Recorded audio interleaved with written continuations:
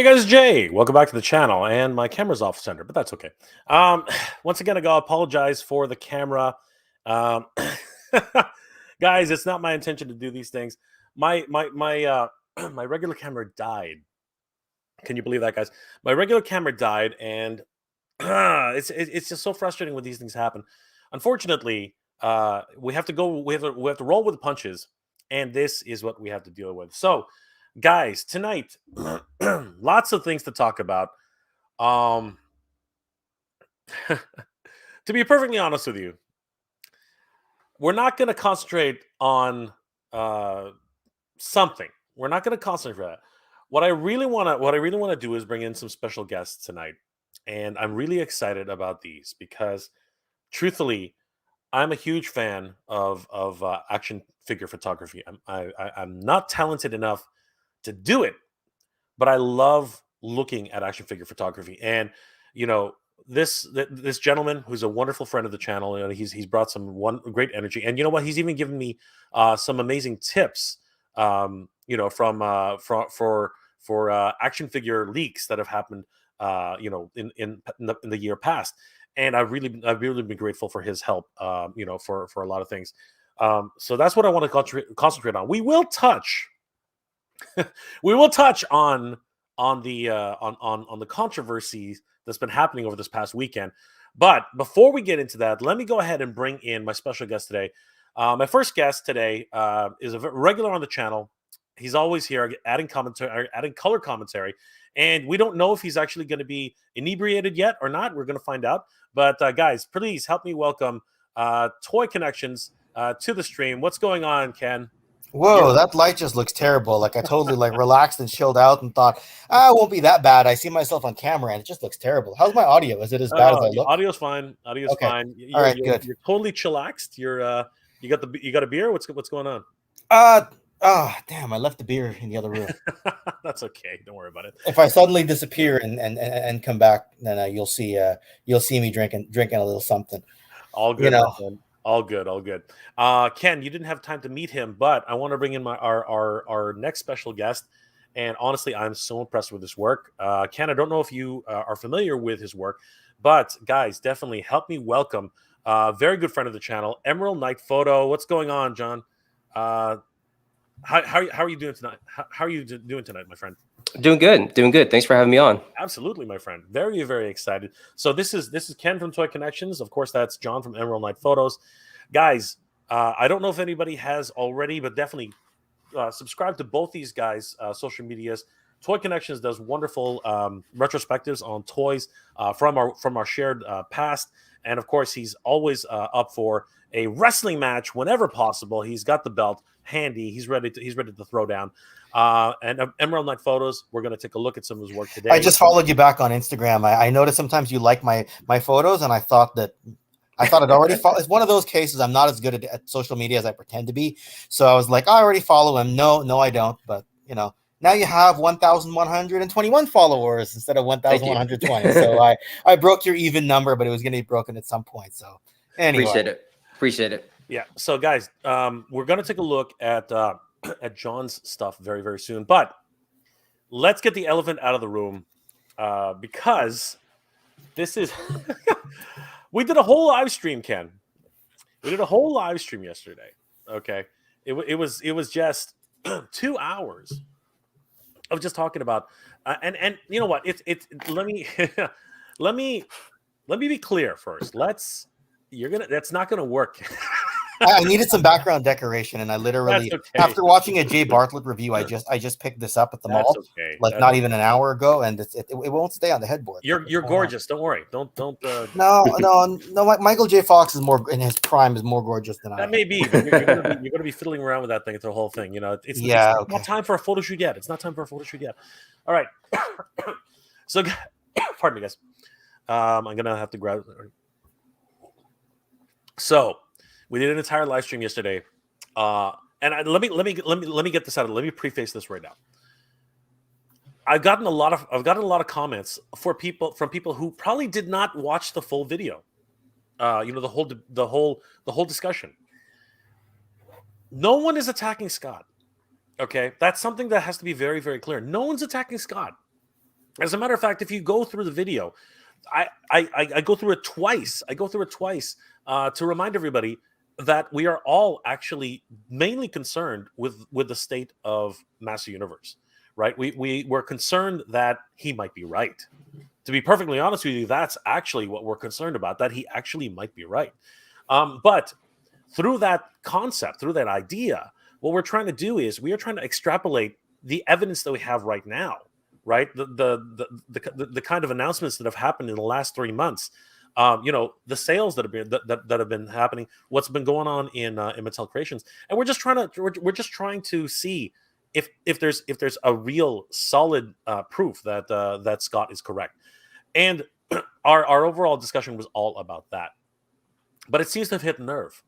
Okay. It seems to have hit a nerve, and it's hit the chord that, honestly, if there's anything that Scott has done, okay, it's he has brought attention, right, to the wider MOTU community to wake up. All right. And this is something that we have to be grateful for. I think that this is something we really need to address, right? If anything comes out of this, Scott has actually brought attention to the MOTU community that this is a possibility, that something might happen in the next year. And if we don't do something soon, we might not have MOTU on the shelves again for a very long time. And because of his efforts on that, in my opinion anyway, and I'm going to put this out to you, do you guys think that the groundswell he's created over the past couple of days, is it enough to actually get Mattel's attention? What are your guys' thoughts on that? Because honestly, I think that there's a huge possibility that Mattel actually might be watching. I'm going to get some tea. I'm going to put that to you two guys. What do you Go ahead, John. You first. Kind of. I heard about a little bit of that. I think late last year, as far as the line possibly ending in 2023. And for me, I was just like, oh man, that sucks, because I'm just getting back into collecting and getting back into MOTU. And I mean, some of the stuff he was saying, I mean, and some of the things I've been looking at, I mean, I don't think it's not, I don't think it's really that possible. And even the stream that y'all had the other night, I mean, it was just, they announced Snake Mountain, they announced Eternia, all these other future releases coming out here soon. I mean, I just don't see the end really coming. But again, I mean, it's possible. Yeah. I mean, maybe somebody at Mattel might be sitting there going, yeah, I mean, it's, let's listen to this guy, or let's just, let's see what, maybe we should just pack it up, or at least go to more of a online type of distribution and just do, mainly for the collector, sort of perspective. So I'm sure that he's got their attention to some degree. Whether they'll say it publicly, I'm not sure. But look, how many TV series out there were we not sure we're going to get another season? Right. And it could be the same thing with MOTU Origins. They don't know about the future, right? Like, one of my favorite sitcoms of all time is Community. After like the third season, were we going to get a season 4? They got a season 4, then a 5, then a 6. Now it's 6 seasons and a movie. You know what I mean? Right. And I'm sorry, I'm before anybody asks, I'm more Britta than I am Annie. So it's just, that's a whole nother discussion. right there.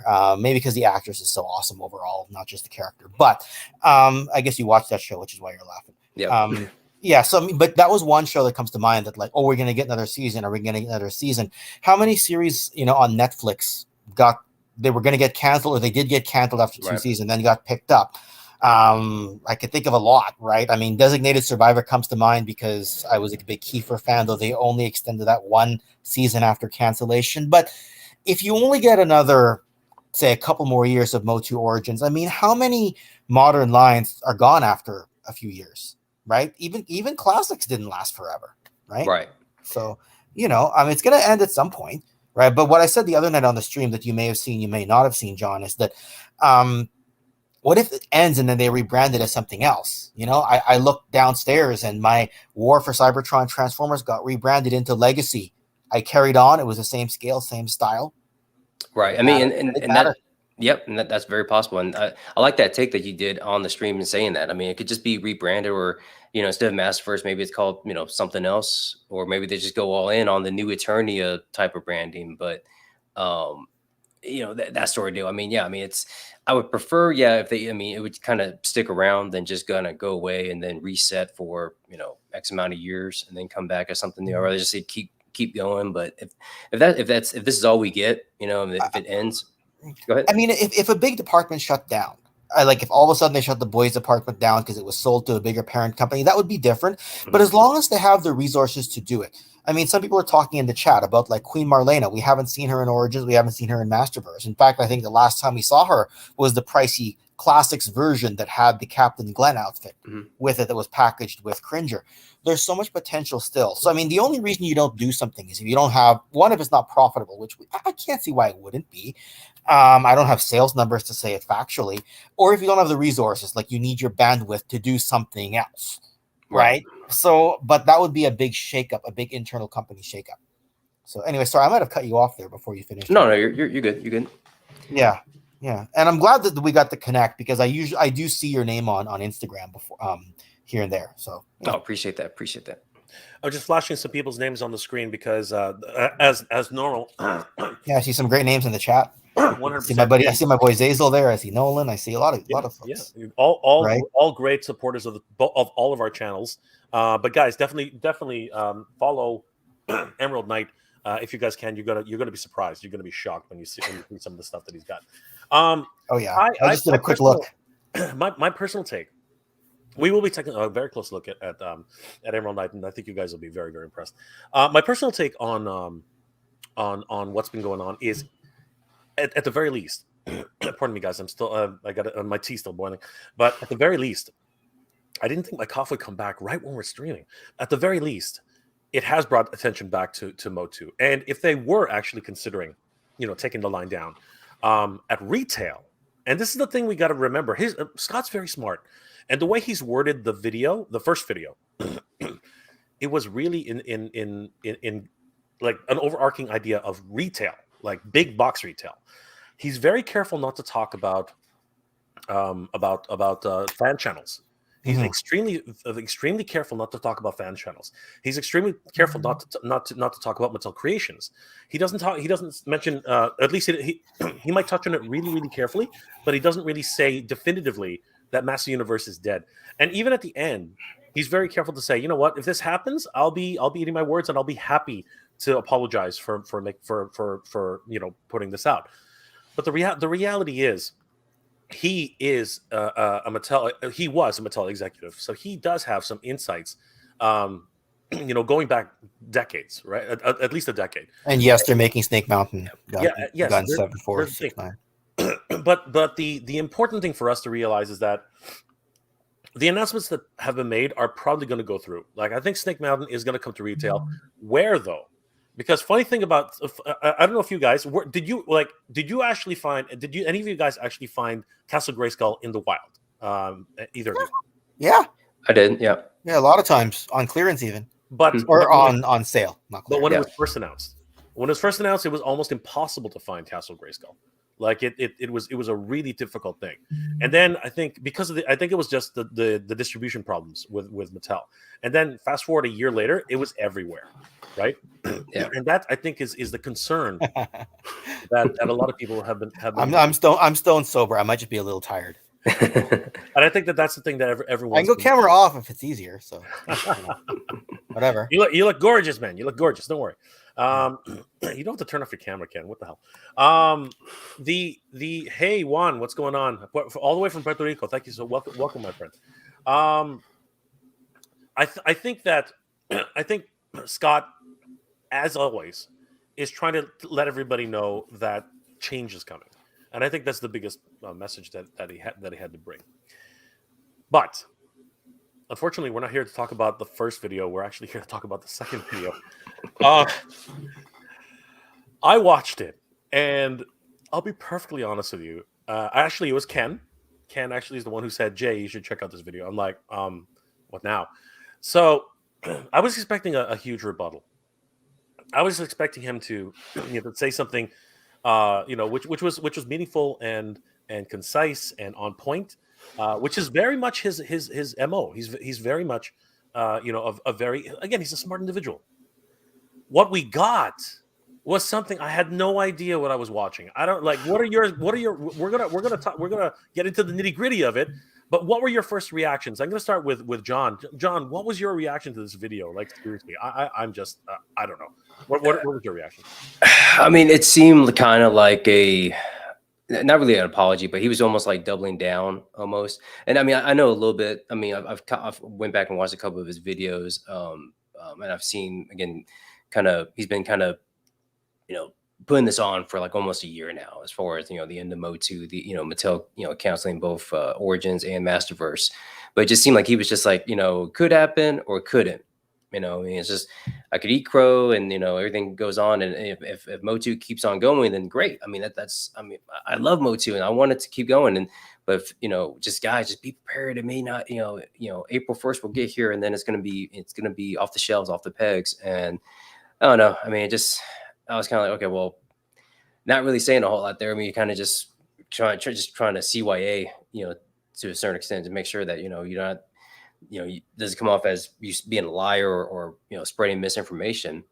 And then the stuff at the end was kind of like, okay, are you truly trolling now with all this? I mean, because it was like the last 4 or 5 minutes of the video of just just that the, you know, malicious song and everything. So it was off. It was kind of weird. And yeah, but that's the way I kind of looked at it. So it was just something him just trying to cover his butt pretty much. Ken, what are your thoughts? Okay, it was like he had nothing new to add. It was like, well, what if I'm wrong?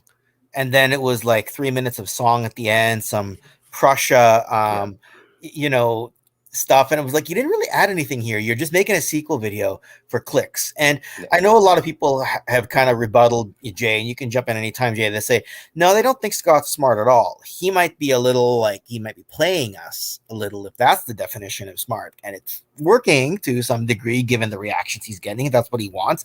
I think he knows his reputation is polarizing and he's playing off of it. I mean, he might be setting us all up to suddenly say, it's April 1st, April Fools, and I teed this up back in January. Like, I could just see it. Yeah. Just see him doing that. You know, I don't really understand the purpose of the second video other than to glom off of the clicks of the first video. Maybe do a little bit of a disclaimer of, okay, what if I'm wrong? But it was a bit cheeky, right? Like, it's like, what if I'm wrong? Yeah, so what? Okay, sure. It's hard to even know what to make of it, but we're here talking, so it must have worked to some degree. For me, it seemed very knee-jerkish. You know what I mean? It was too fast. I mean, like, and it's obviously hit a chord. I mean, people who aren't even MOTU collectors, like, sorry, I'm going to rephrase that. People who are not, people whose social media are not focused on MOTU, right? Like, right, Rodimus Primal. Rodimus Primal is 100% a Transformers channel, and he decided to chime in on it. There's something going on when Rodimus Primal decides to chime in on a MOTU, kind of idea. You know, we got hijacked yesterday by some Mattel executive. You know what I mean? And he, you know, he's trying to tell us that something's up, right? Like, there are multiple things. By the way, if anybody didn't see that, definitely go watch yesterday's stream. Literally, Fred from Mattel decided to tell us where to go. It was just a very, very funny situation on that level. But today's video, dare I say it, it seemed almost like he was like having fun at everybody else's expense. Like, truthfully. And you know what? That's where I think he's broken character. Like, again, I've always regarded Scott as being somebody who's very intelligent, you know, very, very, what's it called? Honest. And there was just yesterday's video broke that. I don't know where that came from. You know what I mean? And I sort of wonder if he's just having fun now. You know what I mean? Just because he knows something we don't. I don't know. It's something along those lines. But I really do hope that, you know what, not that he's right. That's the last thing I hope. I hope he's not right. I'm going to come out and say that. I hope he's wrong. I really, even he said it. He said he hopes he's wrong, right? That's the craziest thing about this. He wants to be wrong. But I don't know. He's not garnering any goodwill with the community right now. There's so many people out there who want him to fail. You know what I mean? What are you guys' thoughts about that? Like is he digging a hole for himself? John, what do you think? I mean, I think again, not knowing too much of his history, but kind of just from what I've read here and there, it seems it does come off as sour grapes a little bit sometimes. Somebody that used to work for Mattel and now doesn't and claims to have all this insider knowledge. I mean, again, I'm not trying to bash anybody or not trying to talk negative of anybody, but it just seems like it seems like year after year he's been spouting this information, and year after year it just keeps going, and it's just like, well, why? I mean, why even put it out there? And even in his video, he kind of made a mention like, oh, I didn't know I was saying anything new. I thought y'all knew this already. It's like, well, I mean, I know for me, I'm just a regular consumer. I mean, I'm a collector, and I like to kind of be in the know for certain things. But even that was kind of like he may have being a former executive may have insight to like all the financials and kind of the understanding on how the marketplace is and how that operates, but I don't, as a regular as a regular consumer, doesn't. So him kind of saying that kind of did rub me the wrong way. It's like, well, of course, if you just come out and say, oh, hey, Masters of the Universe, Origins, Masterverse, all that's gonna be gone in a few months, of course that's going to cause a pretty groundswell of controversy, or at least people being upset or concerned, like I was like, whoa, what the heck's going on here? And not like, yeah, I should know this already, because I mean, I wouldn't have that any kind of that insider knowledge. I would just be just a regular customer, just wanting to go to Target, Walmart, and to pick up my figures. Wow. Ken, how about you? Okay, so it's one of those things that he's kind of playing off the same trick over and over again. Is he gonna run out of? Is his bag of tricks gonna run dry, and all of a sudden the views don't keep coming anymore? Because that's what he wants, right? It's obvious. Like, I think if he was sitting here, he'd probably go, "Yeah, I want the clicks," right? Like, he just seems like that kind of guy. I've talked to him in real time over on Slaughterhouse's channel around this time last year. Just came across that kind of guy. So if he keeps doing this, eventually people are just going to stop caring, right? Like, there was a time when his reputation was polarizing. So you either loved him or you hated him. Now his reputation is skewed even more negative now. Like, I look at the chat here. I mean, this is a completely unbiased channel. You look at the comments in his own section, it's less divisive and more just, oh, Scott, why are you doing this? Scott, why are you doing this? I think that this trick he's gonna be out of tricks soon. Like, you're looking at the same one trick pony over and over again. I used to work for Mattel. Here's some information. Oh, I was wrong, but that's okay. Origin's gonna end. No, it's not gonna end. Oh, it kept going. It's like,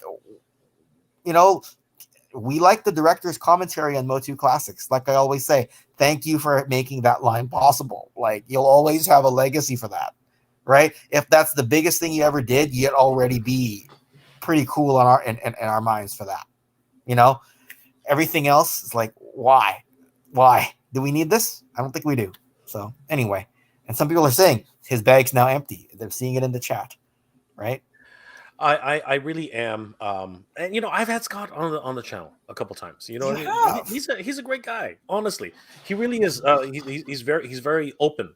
And one thing that I do want to say is, anybody out there who's really sort of being negative Nancy towards Scott, the reality is he has way more information about the inner workings of the toy industry than any of us ever will. We're all toy fans here. We're all lovers of actual toys, right?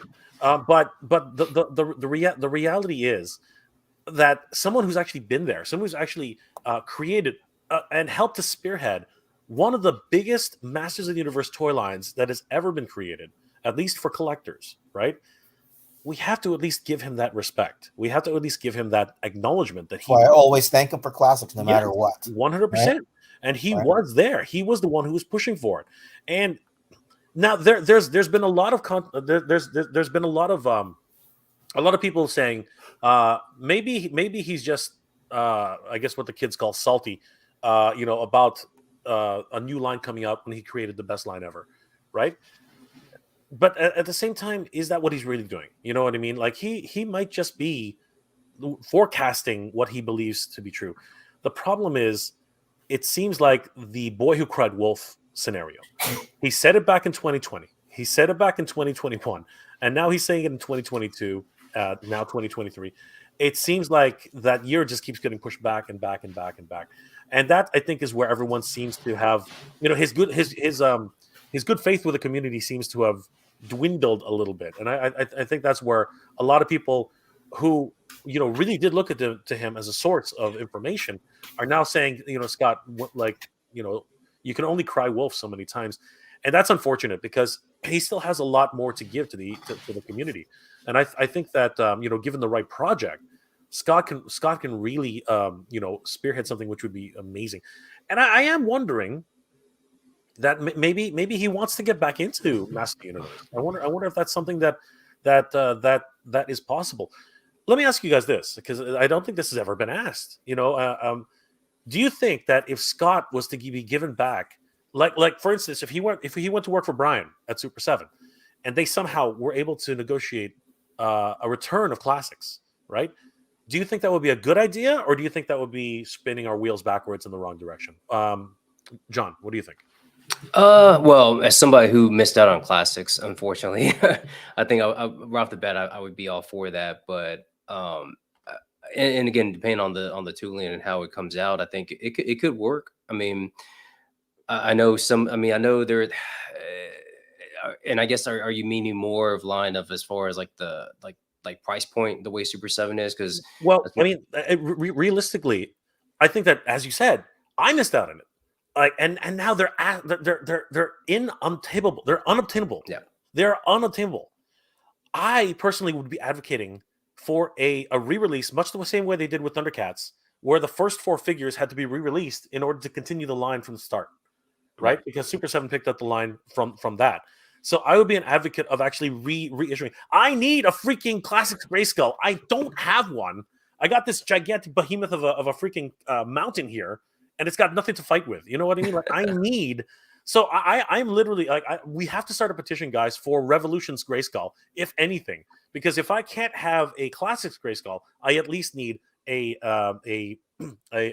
Revelations Grayskull, and season 2 of Revolutions is coming. Make no mistake about that. But John, go finish your point, please. No, I mean, and to that point is the fact that, yeah, I mean, because I missed out on it, I would love to see, even if it's a re-release, because where I'm at here in the in DFW in Dallas, there is a toy shop here at Dallas Vintage Toys, and they had a huge assortment of classics that came in from a collector, and I mean, oh my gosh, like, I mean, some were fair price, but some of them were like a He-Man Skeletor, like both of them, $199 a piece. So right there, $400 just to get the He-Man Skeletor. Because I was going down that route of possibly going with getting classics, just getting like the core, characters from classics.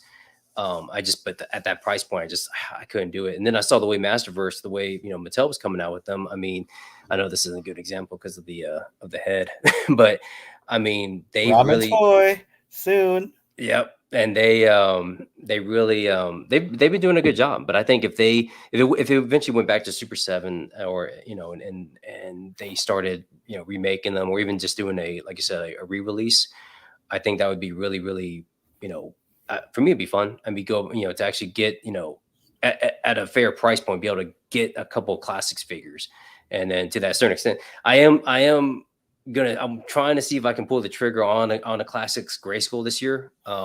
So we'll see if that. It would suck if I did get it, and then Mattel announces, oh, here's a Masterverse, scaled Grayskull. Like, so I'm hoping that they do come out with a some Masterverse. Either I'm fine with either Snake Mountain or a Grayskull as far as that size of a scale for it. Ken. So the question was, I believe, how would we feel if all of a sudden he showed up at Super 7 and they relaunched classics, right? Yes. Okay, so there's a lot to unpack there, because if I have learned something from watching Scott older videos, back when he was new and it was like, ooh, we got this toy industry insider who's giving us some information, form factor. That's not possible. A return to classics is most likely not possible with Masterverse around, because they largely fill the same gap in that 6.5, almost 7-inch scale style of figure that is basically homaging the original toys / cartoon. So I don't think it's possible as long as Masterverse exists. So if it did happen, that would tell me Masterverse is over and it went to Super 7. That's what that would tell me. Yeah. I don't know if that answers the question, dodges it, or what. But if I have learned something from his channel, form factor is a big key. And Masterverse and Classics fill the same gap of form factor. Well, this is all theoretical. Okay, this is all theoretical. Basically, what I'm trying to say is just to answer your question, and maybe then you can answer the more directly. If, for example, he's right, and Masterverse is going to go down, is going to leave shelves, Origin's going to leave shelves, and the Netflix version is going to leave shelves, then all of a sudden there's an opportunity for him to head over to Brian and say, Brian, I can make a miracle happen for you right now. We can go to Mattel right now, pick up the license, and pick up exactly where you left off, and maybe even reissue everything that I did back in 2010. You might want double joint, because Sergeant Slaughterhouse brought up a good point, and Go Figure did as well in the chat, that Classics has a bit outdated articulation. You're going to want some double jointed on some of that stuff. I totally forgot. You say that, but Super 7 has been sitting on that mold for 10, almost 20, almost 12 years, and they're still selling it. They're still selling that damn mold. You just bought 3 of them. I just bought the Lion-O. I just bought the Lion-O. You just bought a whole bunch of Thundercats. They're all based off of the original mold from freaking. Oh my God, my Lion-O's right there. I showed it to you, and I showed it to you and Adam. Nice try, but you just bought them. Okay, and they're still using it. They're using it in their wrestling figures. They're using it in their their Silverhawks figures. They're not going to drop that damn mold because it makes them too much money. Because it's the same freaking mold that they've used for 10 years. They're not going to double joint anything. Okay, Super 7 is sticking to that mold until they die, right? So it is viable, right? And on that note, now that I've literally thrown you under the bus, what are your thoughts there, Ken? By the way, I'm taking your belt from you. Uh-oh, here he goes. Here he goes. Come and get it. Oh. Could he add anything that would change the Super 7? The biggest thing. Oh, there we go. Even better. John's got a whole belt collection. Where is it, John? Where is it? It's behind him.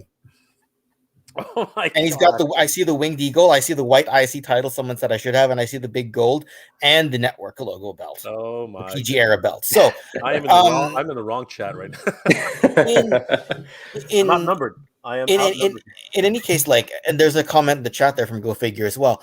Do they really need Scott? He was the brand manager. Do they need brand management right now? Because from what I can tell, Super 7's problem isn't the management of the brand. It's getting the stuff out. It's the manufacturing on time. Yes, COVID stymied this a little bit, but they're still behind on G.I. Joe Super 7 stuff. They're a little bit behind on, or maybe a lot behind on Thundercats. I love that comment, Heart Foundation. So I don't think Scott's going to move the needle from that perspective unless he's got, amazing factory contacts that he's allowed to use, because those contacts would either be with Mattel or Jada Toys or whoever he worked with. So I don't know what he would bring just from an outsider's perspective, right? Maybe he shows up there tomorrow and I'm proven wrong, right? But what would he add in that scenario, right? So I don't know. Yeah, and you know what, Sergeant Slaughter's house. Zazel. I know exactly what you're saying. The problem. That's where I saw the comment. Yes, I know, but the reality is they're still selling. You see what I'm trying to say? Like I'm all in. I'm all in on. He's dropped the mic. Ken has dropped the mic. I'm all in on Thundercats. You know what I mean? Like the truth is, This mold is classic. You know what I mean? This is a classic freaking mold, right? Sure, there are pins. These are gone, thank God. Okay, yeah. Like those have gone the way of the dodo, thank goodness, right? But honestly, this is an incredible mold, and so many people are clamoring for it, right? And I'm wondering, and here's my question. Here's my question to you guys: is it at all possible that that someone like Scott could actually make this happen again, where they actually add in new technology into classics, and get an Origins relaunch very similar to the success that they had with that. I mean, that's crazy. Like, I put it to you. I'm going to throw it back to you, Ken. What are your thoughts on that? Is there something that Scott can actually bring back to the industry on that level? First, you might want to read a super chat that's missed there. No, I'll get to it. Go ahead. Okay, cool. Because I checked my phone and I missed your question. Other than Scott's going to add something to the industry, because I was reading something that said the real Intercontinental title is yellow, and I got distracted, and it was from somebody called the Warrior. Sorry, you're saying what could he add to the industry? In No. perspective? What I was saying was that if he could he do something like Origins, where he Okay. relaunches the brand with possibly new articulation into the classics. Make them like that. I don't. If he did, then maybe more power to him.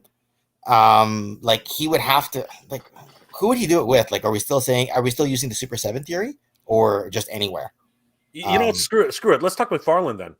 Can he work with McFarlane, who we know pumps out toys like absolutely nobody's business, probably because he produces them in Canada, so they're dirt cheap. But basically, is there any chance of a resurgence for Master Universe classics? With anybody. I'm not even talking about Scott. I'm talking about everyone wants classics back.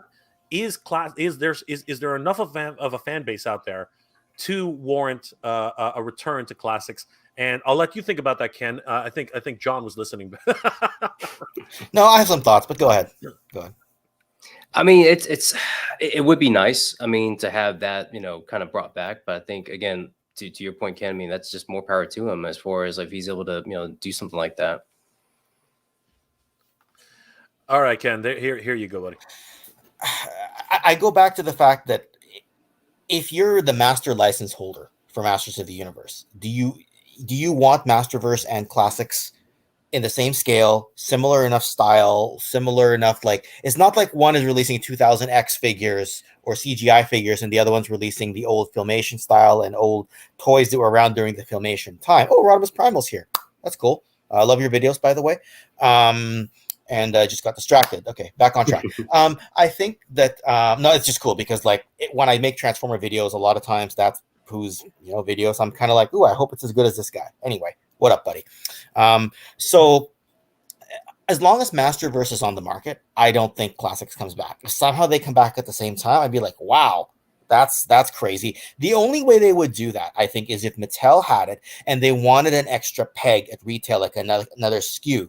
The way Jeremy Padower explained it when he had AEW Unrivaled and AEW Unmatched, they were basically the same line. One had a pack of trading cards in it, but then they had the same packaging, and one had a logo that said Unmatched, one said Unrivaled.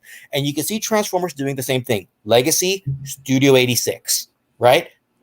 Just to get extra pegs and extra SKUs and extra branding and extra marketing out there. That's the only way I could see them coexisting, and it would have to be both under Mattel, or both under McFarlane, or both under whoever. Does that make sense? It made sense. I read your lips, but you're muted. Blah blah blah blah blah. Yeah, sorry, that tends to happen because I'm coughing like there's nobody's business. Give me 1 second, guys. It makes sense. It makes sense. The reality is you can't go backwards. Although, and this is the thing though, Origin successfully did somewhat go backwards, but they added new articulation to make it, for the 2020s, right, and it's up to today, and that's something I think we have to consider, because so many people want classics back. It's just ridiculous. I think a market still is viable. Rodimus Primal is in the house. Good to see him, my friend.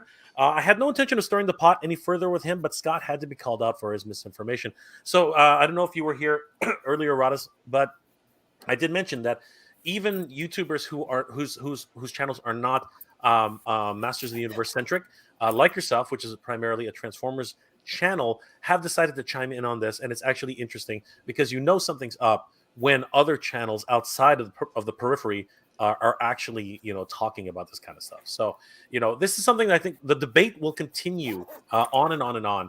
And it's interesting that so many people have decided to put their hat in the ring. The super chat, which I did want to highlight. Sorry about that. Where is it? Red Foreman super chat. Yeah, I'm looking for it. Where did it go? Oh my god, it's so far back. Wait, And killing the rest, I do smell sometimes. Don't worry about me. Don't worry about me. I'm good. Red Foreman, right? Yes. All right, Red Foreman. Thank you for the Thank you for the $5 super chat, my friend. If MOTU is stalled out in retail, but selling out quickly on Mattel Creations, maybe it's just a question of focusing on collectors. But is that enough? So I'm not exactly sure where I heard this, and I'm probably wrong or misquoting it. But I believe at San Diego Comic-Con, Mattel did say that they were trying to see if they could switch focus over to an online only model for adult collectibles. Okay, and I think that they've been steadily trying to do that with their Barbie brand. If we were to head over to oh gosh, what happened there? If we were to head over to I had another slide coming, but if we were to head over to MattelCreations.com right now, these are all exclusive products which they only sell on Mattel Creations through their Club Barbie and Club Hot Wheels. And man, is it absolutely crazy! Brave Barnstormer Barbie. We have the Chinese New Year Barbie. Hey, we have Raw's War again. Again, why is that Nice? And of course, we have the Frogmonger, right? And guys, get ready. 1 day, 16 hours. But then check this out, guys. Ultimate Treasure Hunt, Hot Wheels Super Treasure. Do you guys know how much this costs? This thing is absolutely ridiculous. I didn't realize just how much this would be. $400 Canadian, guys. Wow. $400 Canadian for Hot Wheels. And again, the shipping the conversion calculator on Mattel Creations is broken because that should be nowhere near $400. It's $250 US. This is what I'm talking about, guys. And I've always said this multiple times. If Mattel was to drop every other single line that they had except for Hot Wheels and Barbie, they would be A-okay. They would have no problems whatsoever. These two properties have been their bread and butter for the last 40 years. I mean, plus 40 years. There's just no denying that that Barbie and Hot Wheels will continue to sustain Mattel far, far, far into the future. It's absolutely freaking ridiculous. But yeah, the question of online, retail, is it viable, guys? Is it something that we can do? Do you guys, where do you guys shop? Do you guys shop in store or do you guys shop online? John. Mixture of both. Depends on what I'm looking for. A lot of times I'll just go to, like this past week I went to Target because they did the whole restocking up there. So I went up there. I saw Frosta. I saw Too Bad. I saw the Source of Evil Lynn. I got a bazooka, Tiger Force bazooka, only one that was left on there. So good choice. Yeah. So, but a lot of times I'll go on Big Bad Toy Store or Entertainment Earth for something like that. It's just not attainable in the store or even at a aftermarket toy shop. It can get kind of pricey. So, kind of mixture of both. Preferably, I would love to get stuff in the store, but it's just like I've been wanting to get a Crimson Guard the Crimson Guard troopers for a while, and it's just like I cannot find them anywhere. And then Big Bad threw them up there, had them in stock, so I was like, got them. Just picked up 2 of them on there. So it's just a matter of just just whatever I can find, at that time. So, and that's at a decent amount price. And Ken, how about yourself?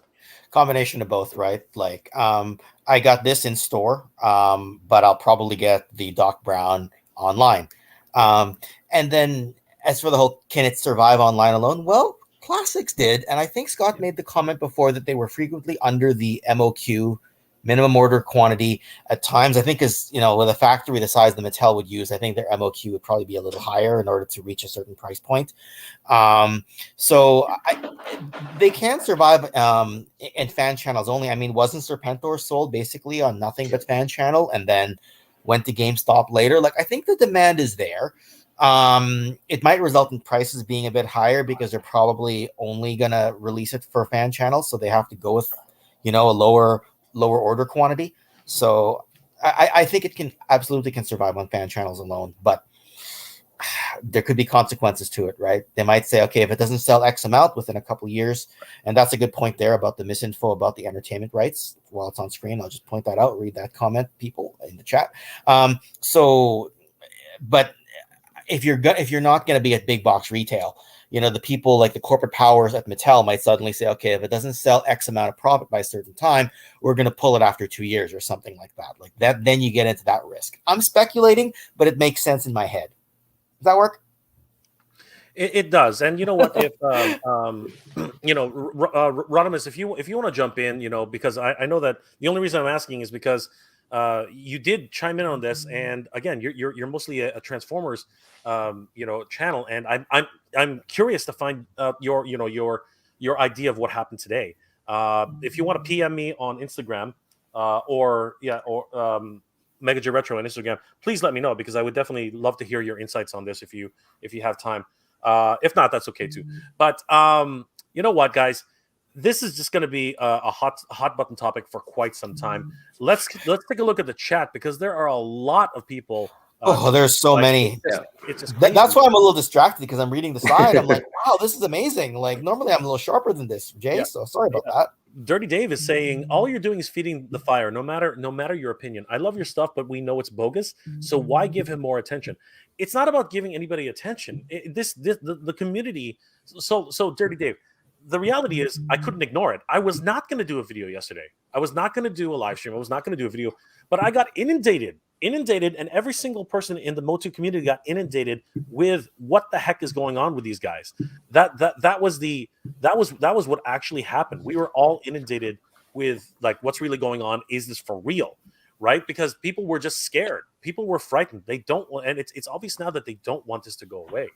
JT Brunick says, it hit a nerve because he claimed something completely untrue. Don't reward behavior like that. But we don't know that yet, JT. The truth is, he is, he has sources. He says he's cited sources. But guys, do you think his sources are real? What are your thoughts on that? Oh man, without knowing more information, more context about who his sources even could be, like they're obviously big box retail sources, right? But they could have simply said, we delisted that wave.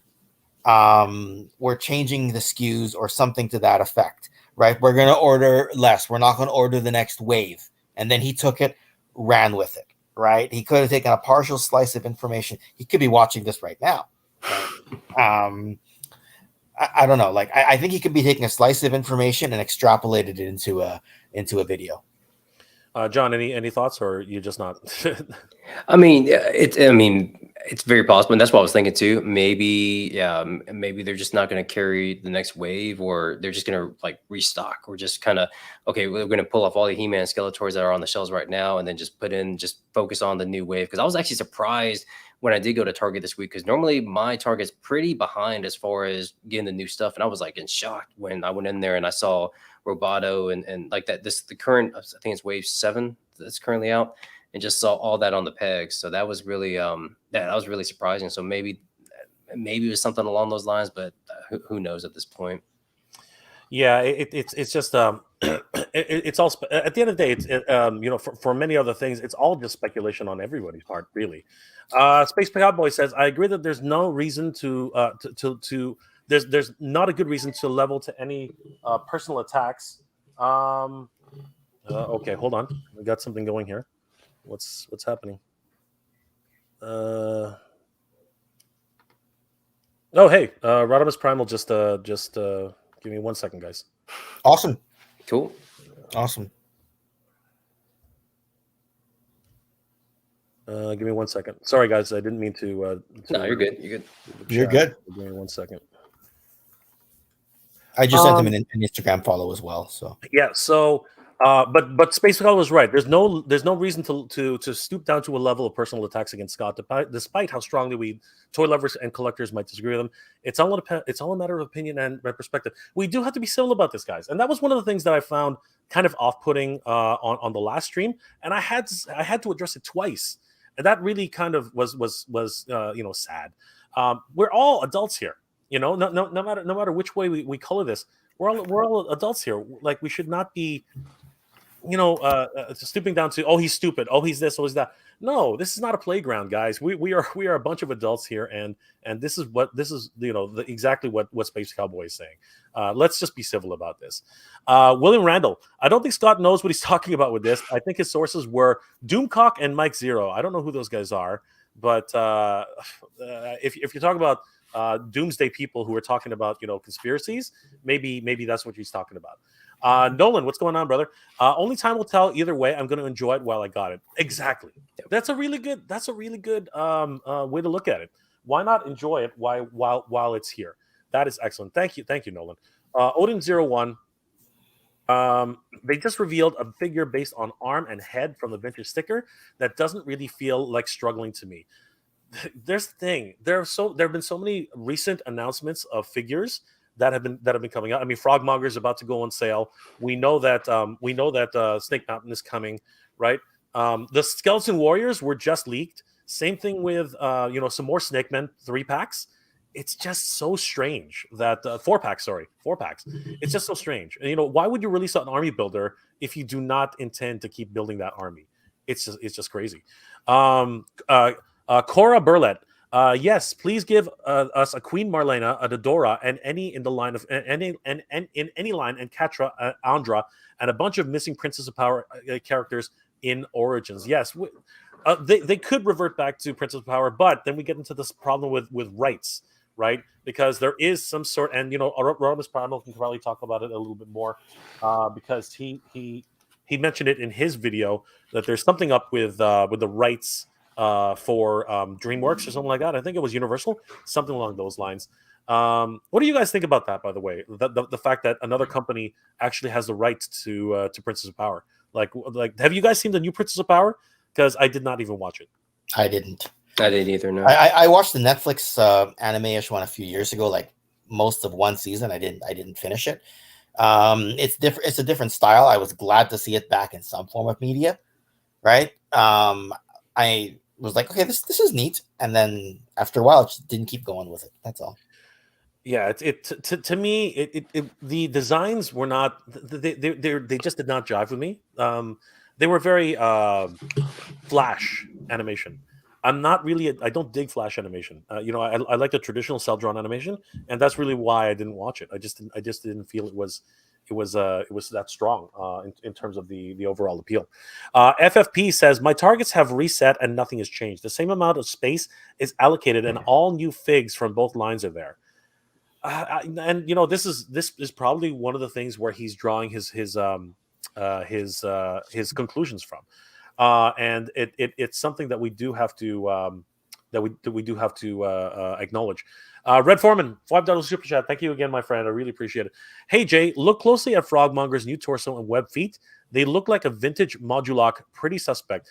If we get a Modulock, that would be amazing. Like, honestly, I would totally. And we're setting up for it. We have the legs of Montana. Apparently, the torso of Modulock. Right?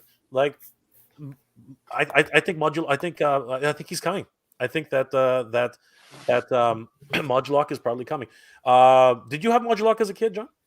Yeah, I did.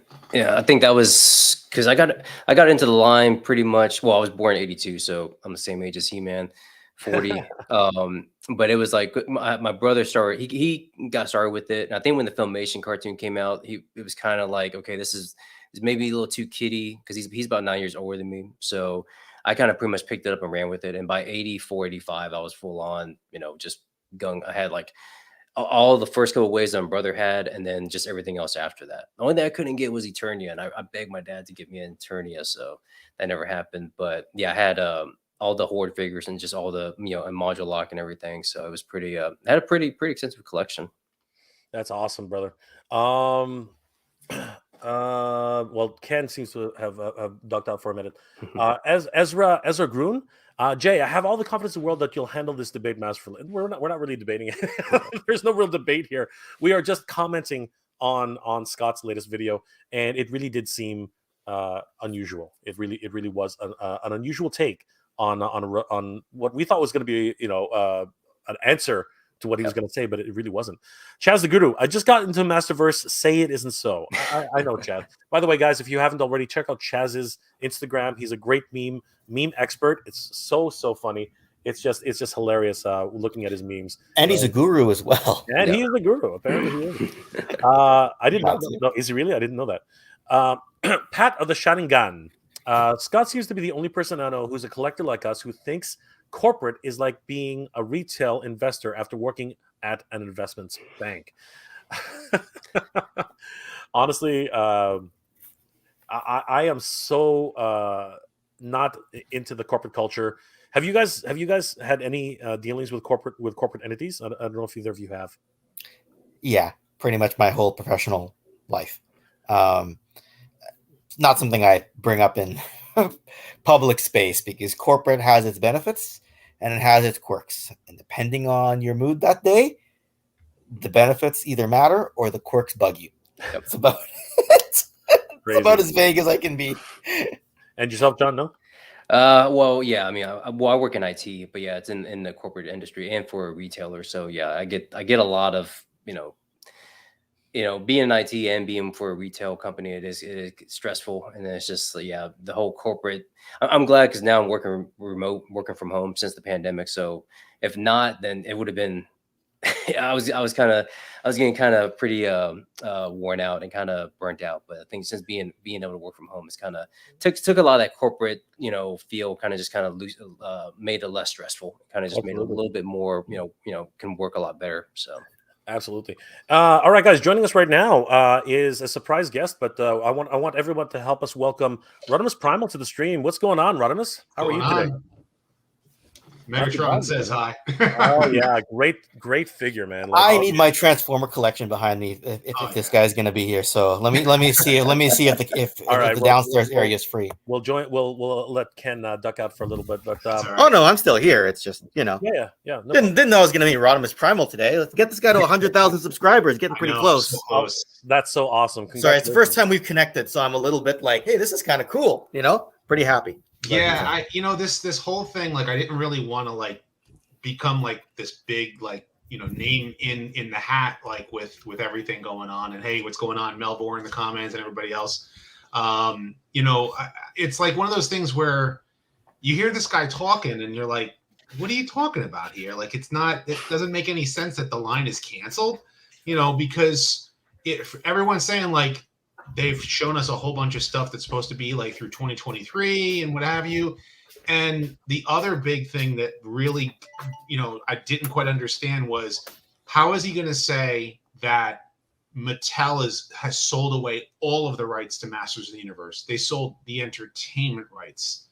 And that was back in the Filmation days. And that was more so with the whole He-Man cartoon. And that was why I think the Mike Young Productions had to go through what it went through in order to make the cartoon, but the toys were fully, who was it? Are fully Mattel. You finally built your Menasor. I have, notice I got Dragstrip back there. I only have Dead End, Wild Rider, and Dragstrip. I don't have Breakdown, obviously, yet. Most of us are still waiting for Breakdown. And I have not found Motormaster. As soon as I had gotten the money to get him, he sold out. And then I saw him in stock and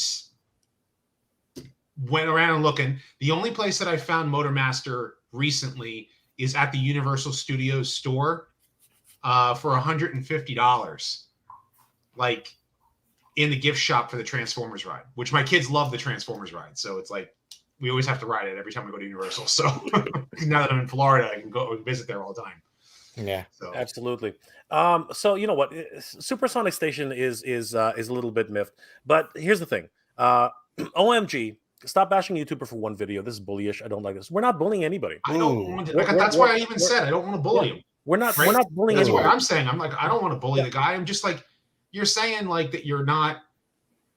You're saying he's making statements of fact that are not true. And mind you that like. I'll be the first one to tell you, I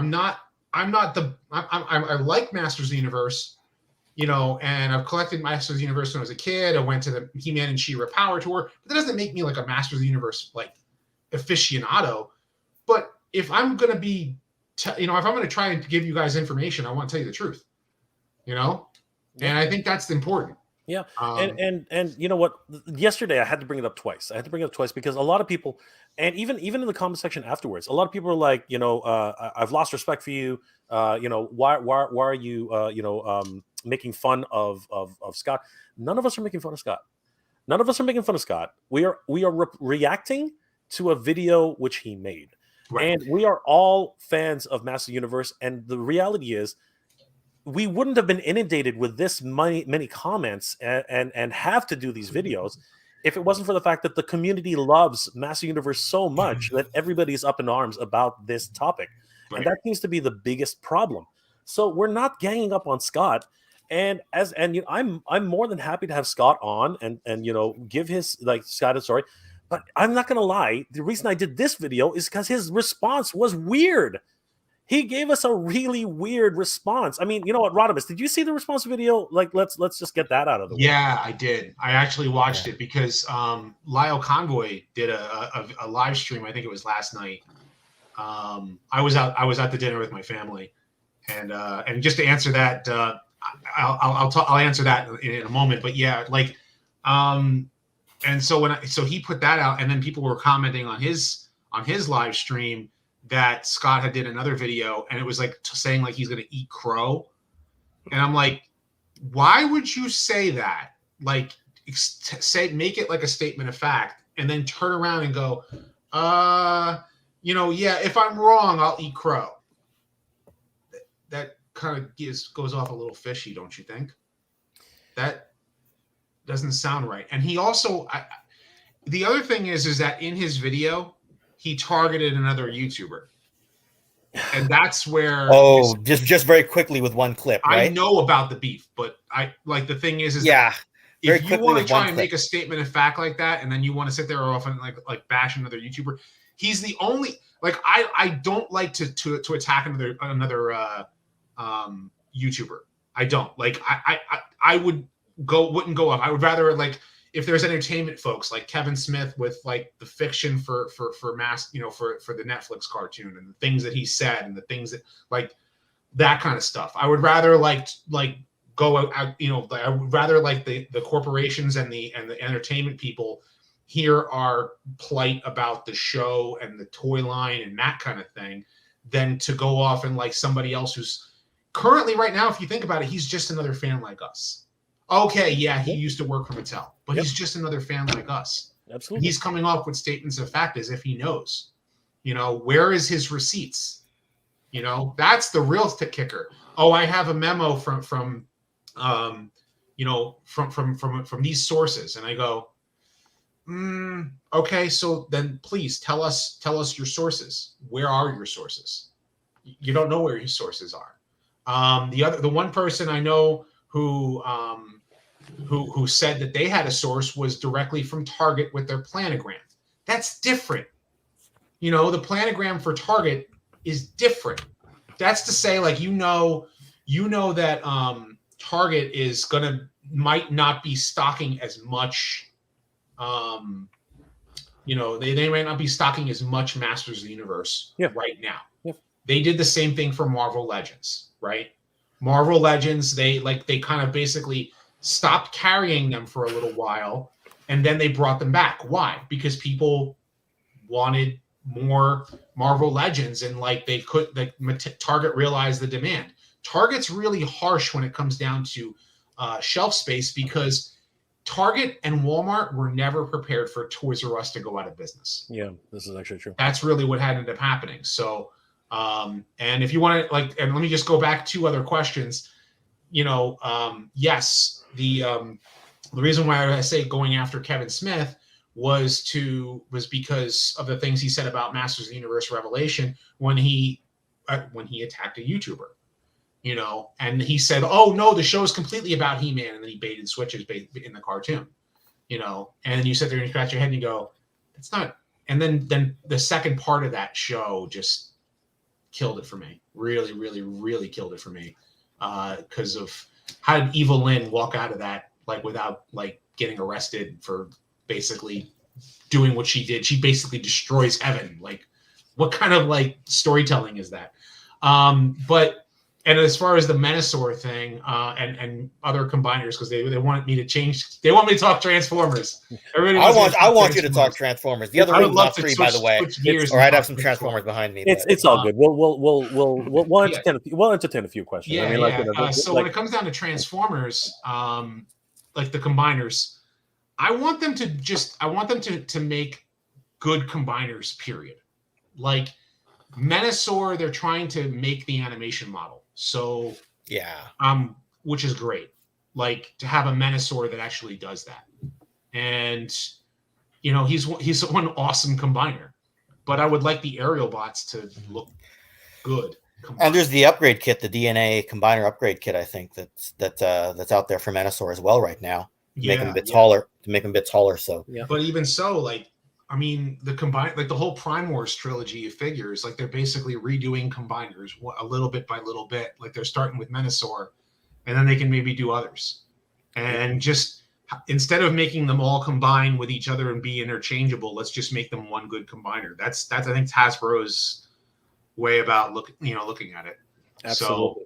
So it's kind of funny that people are saying like Scott is laughing at us, at all of us, like an '80s villain, and the thing is I would rather he just be truthful and like, hey, I used to work in this industry. This is what I think. I've been talking to other people. This is what I think. That would be a little bit more truthful. Then we would put a little bit more behind him, and we wouldn't be like. Well, yeah, absolutely. And look, a retired athlete still has credibility based on their own experience, right? But there's a big difference between saying, in this scenario, here's what's most likely, and I could be anywhere from 25% true to 95% true, but I'm not in the boardroom right now. I'm sorry. In the case of the athlete, like, this is the hard line truth. The line is being canceled. Well, there you go. Clock is right twice a day. Yeah, we said that. We said that a couple times. We said that a couple times, right? Right. Yeah. So thank you, Red Foreman, for that $5 super chat. By the way, really appreciate that. And of course, Rodimus, thank you for answering that question. The thing is that, and you know what, that analogy is very good, because when you think about it, you watch Shaq and you watch Barkley. They are always giving their commentary on ESPN, always, right? But the reality is they're not on the floor. They're not the Greek freak. They're not LeBron James.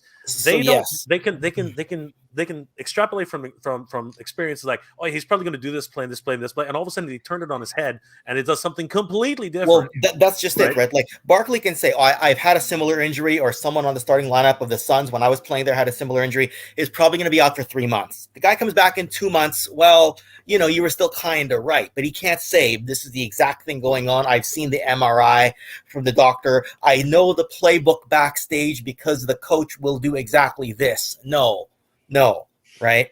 Yeah. He doesn't know the exact playbook. He can read trends, and he's an industry expert. He could be an expert witness on the stand, but he wasn't there when the decision was made. So. That's right. And the thing is, like, he could have, like, he might like have heard some things, but from people, but they may only be giving him pieces of information, like, oh, well, or because to say but both Origins and Masterverse are canceled, that doesn't add up. Because and correct me if I'm wrong, and I don't know from what I've heard, Mattel specifically has been speaking positively of both Origins or just Masters of the Universe in general, in being positive for their financials speaking. Yes. And we're right now, like, I hate to say it, we are in a recession, no matter what anybody says. Yes. As a matter of fact, if you follow the history of this brand, when it was first launched, it won an award for being best toy at a showcase in New York. I believe that it actually won. Scott actually brought this up. It actually won an award. Yep. And then afterwards, when the whole kidult concept came up in that article, they cited the idea that Mattel's numbers are hugely up because of adult collectors. And what are adult collectors buying in the Mattel brands these days? It's Masters of the Universe, right? I mean, like I said, Barbie's always been there. Same thing with Hot Wheels, and adult collectors are in there. But the reason why the numbers are up is because of the resurgence of older brands which have popped up. By the way, I want to say hi to Ostradamus Toys for popping in. Good to Waiting see you, Oz. patiently. Yeah. Thanks for Yeah. moderating. I really appreciate that. I gotta go soon, so I'll tag out with Astradamus in a couple minutes if I suddenly drop out of the stream. But it was nice. Appreciate that, Ken. Well, always appreciate your insights. Ramen Toys in the house. Gotta stay Emerald, around for at least a sec. yeah. Emerald Okay. Knight says, "Nice mondo you have there. Thank you for helping out on sending those figures. Cheers. Really appreciate that. He's expensive. Yeah, John, really appreciate that. Yes.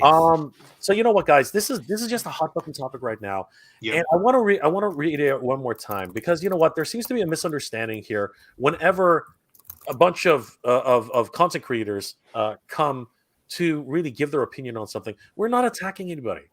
We're here. It's an open forum, and when somebody puts out a blanket statement, which really has affected so many people in the community, we're not gonna stay quiet about that. We're gonna give our 2 cents. And again, I said multiple times, I didn't want to talk about this. But everybody and their mother wanted me to say something, so I can't ignore everybody. That would be disingenuous of anybody. And the fact that, as I said before, other channels like Rodimus had felt strongly about it enough to say something. There is a conversation to be had here, and we are perfectly happy to have Scott back on. If Scott calls me right now, if Scott messages me, Scott, if you want to come on, message me right now. We will definitely be talking now. But the reality is, I think his statement today. You know what? Let's just go around one more time. Oz, let me ask you, what did you think of today's video? Because as I was when I woke up this morning, I really had it gobsmacked me. It just kind of gobsmacked me. What were your thoughts, Oz? I woke up rather late this morning, and I got to say, overall, I've kind of I stopped following Scott a while ago as far as getting his notifications because I got a little tired of the hate spew he was doing on anything Origins and non-classics related. Like Ken, I still like the director commentary he does on the classics. I think it's awesome that he puts that information out there. And I've watched some of his other videos too, because I actually enjoy that whole hieroglyphics thing he does, like doodling with a purpose. Yeah. I mean, it's cool content, and his insights on the business overall are very good. But I gotta, we're here talking about it again. We talked about it last night. Well, not last night, but the night before last night, kind of whatever. I don't know. My sleep schedule. It actually technically was yesterday morning. Yeah, yesterday morning at 1 a.m. we were talking about it. So, it's just one of these things where we're talking about him, and that's what he wants. So what better way to, people have talked about it for a few days. Now they say they're not going to talk about it anymore. So I'll post something else for them to talk about. And once again, here we all are talking about Scott. That's one more time. That's actually a really good point. The video was so weird and really off the overall topic that no, and this is not ego. This is not trying to beat somebody up, but is Scott looking? Because honestly, and I'll put it this way one more time, just so that the air is clear. Scott has done one thing during this entire debacle. That's a debacle. During this entire thing, this entire 4 days that this has been happening, Scott has done one thing. He's brought attention back to Master of the Universe, and so many people have reaffirmed their love of this brand. So if Scott has done anything, he really has put a blip back on Master of the Universe. And make no mistake, Mattel watches this stuff. They have social media gurus who watch this stuff, and if there's enough attention brought to this, it might just re-energize the brand. Having said that, the actual question I have is this something that Scott intentionally did to bring attention to this and help the brand, or do you guys feel that he did this because he knew it was the right timing to actually get back into the game, if you will? And again, this is not about Scott particularly, but it's just a question that we do have to ask ourselves. We'll get back to Snell World. We'll definitely get to your question in a second. I just want to hear what the panel has to say on that on this. You guys don't have to answer, by the way, if you don't want to. It's a loaded question to begin with. Right? It is. Yeah. It is. But I mean, Oz has just basically put it out there. Like, I'm not gonna- basically, Well, he's sorry, kind go of ahead. coming out with it for almost for like a little bit of attention, like to Yeah. draw more traffic to his channel in a way. I mean, all of us, every YouTuber wants to get more traffic to their comment, to their videos.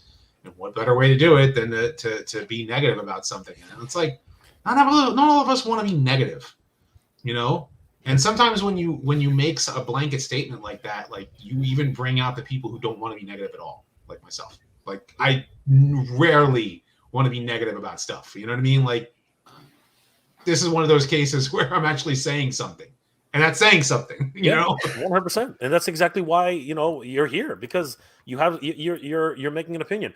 I don't know, John. Do you want to talk? Do you want to put in a comment, or you're gonna? No, I mean, I kind of going back what I said earlier. I think it was more or less he possibly may have done it with good intentions. Possibly, maybe he does have some insight to it. Who knows? I don't want to sit here. I'm not trying to bash anybody. We're not trying to talk negative about anybody. So maybe he does have some information. It could be or misinformation, and was just trying to just put it out there, and then maybe give him the benefit of the doubt. Like you're saying, I think you're trying to say that people are trying to give him the benefit of the doubt. Yeah, exactly. Right. Yeah, and it's just, and then he saw the upswell of all the criticism. He's like, well, let me put something out there. But then it came off as really, like he was making a joke of it, especially at the end of at the end. It's like let's focus on let's not fight amongst ourselves. The fight is with Prussia, and I'm like, what? It was almost like a record scratch. It was like, what? Where'd that come from? That was just weird. And he did a record scratch right at the end. Yep. If you actually waited around, because the screen went black a couple times, but if you waited around right to the end, it was like whoop. I'm like, what the heck? Yep. Right? It was almost a drop mic situation. All right, Ken, I know you got to get going, but did you want to chime in on this? Or Look, there's a content creator I watch out there for Game of Thrones, House of the Dragon stuff. I love his content for that. A lot of his other videos, he talks about world politics, Canadian politics. I don't watch those.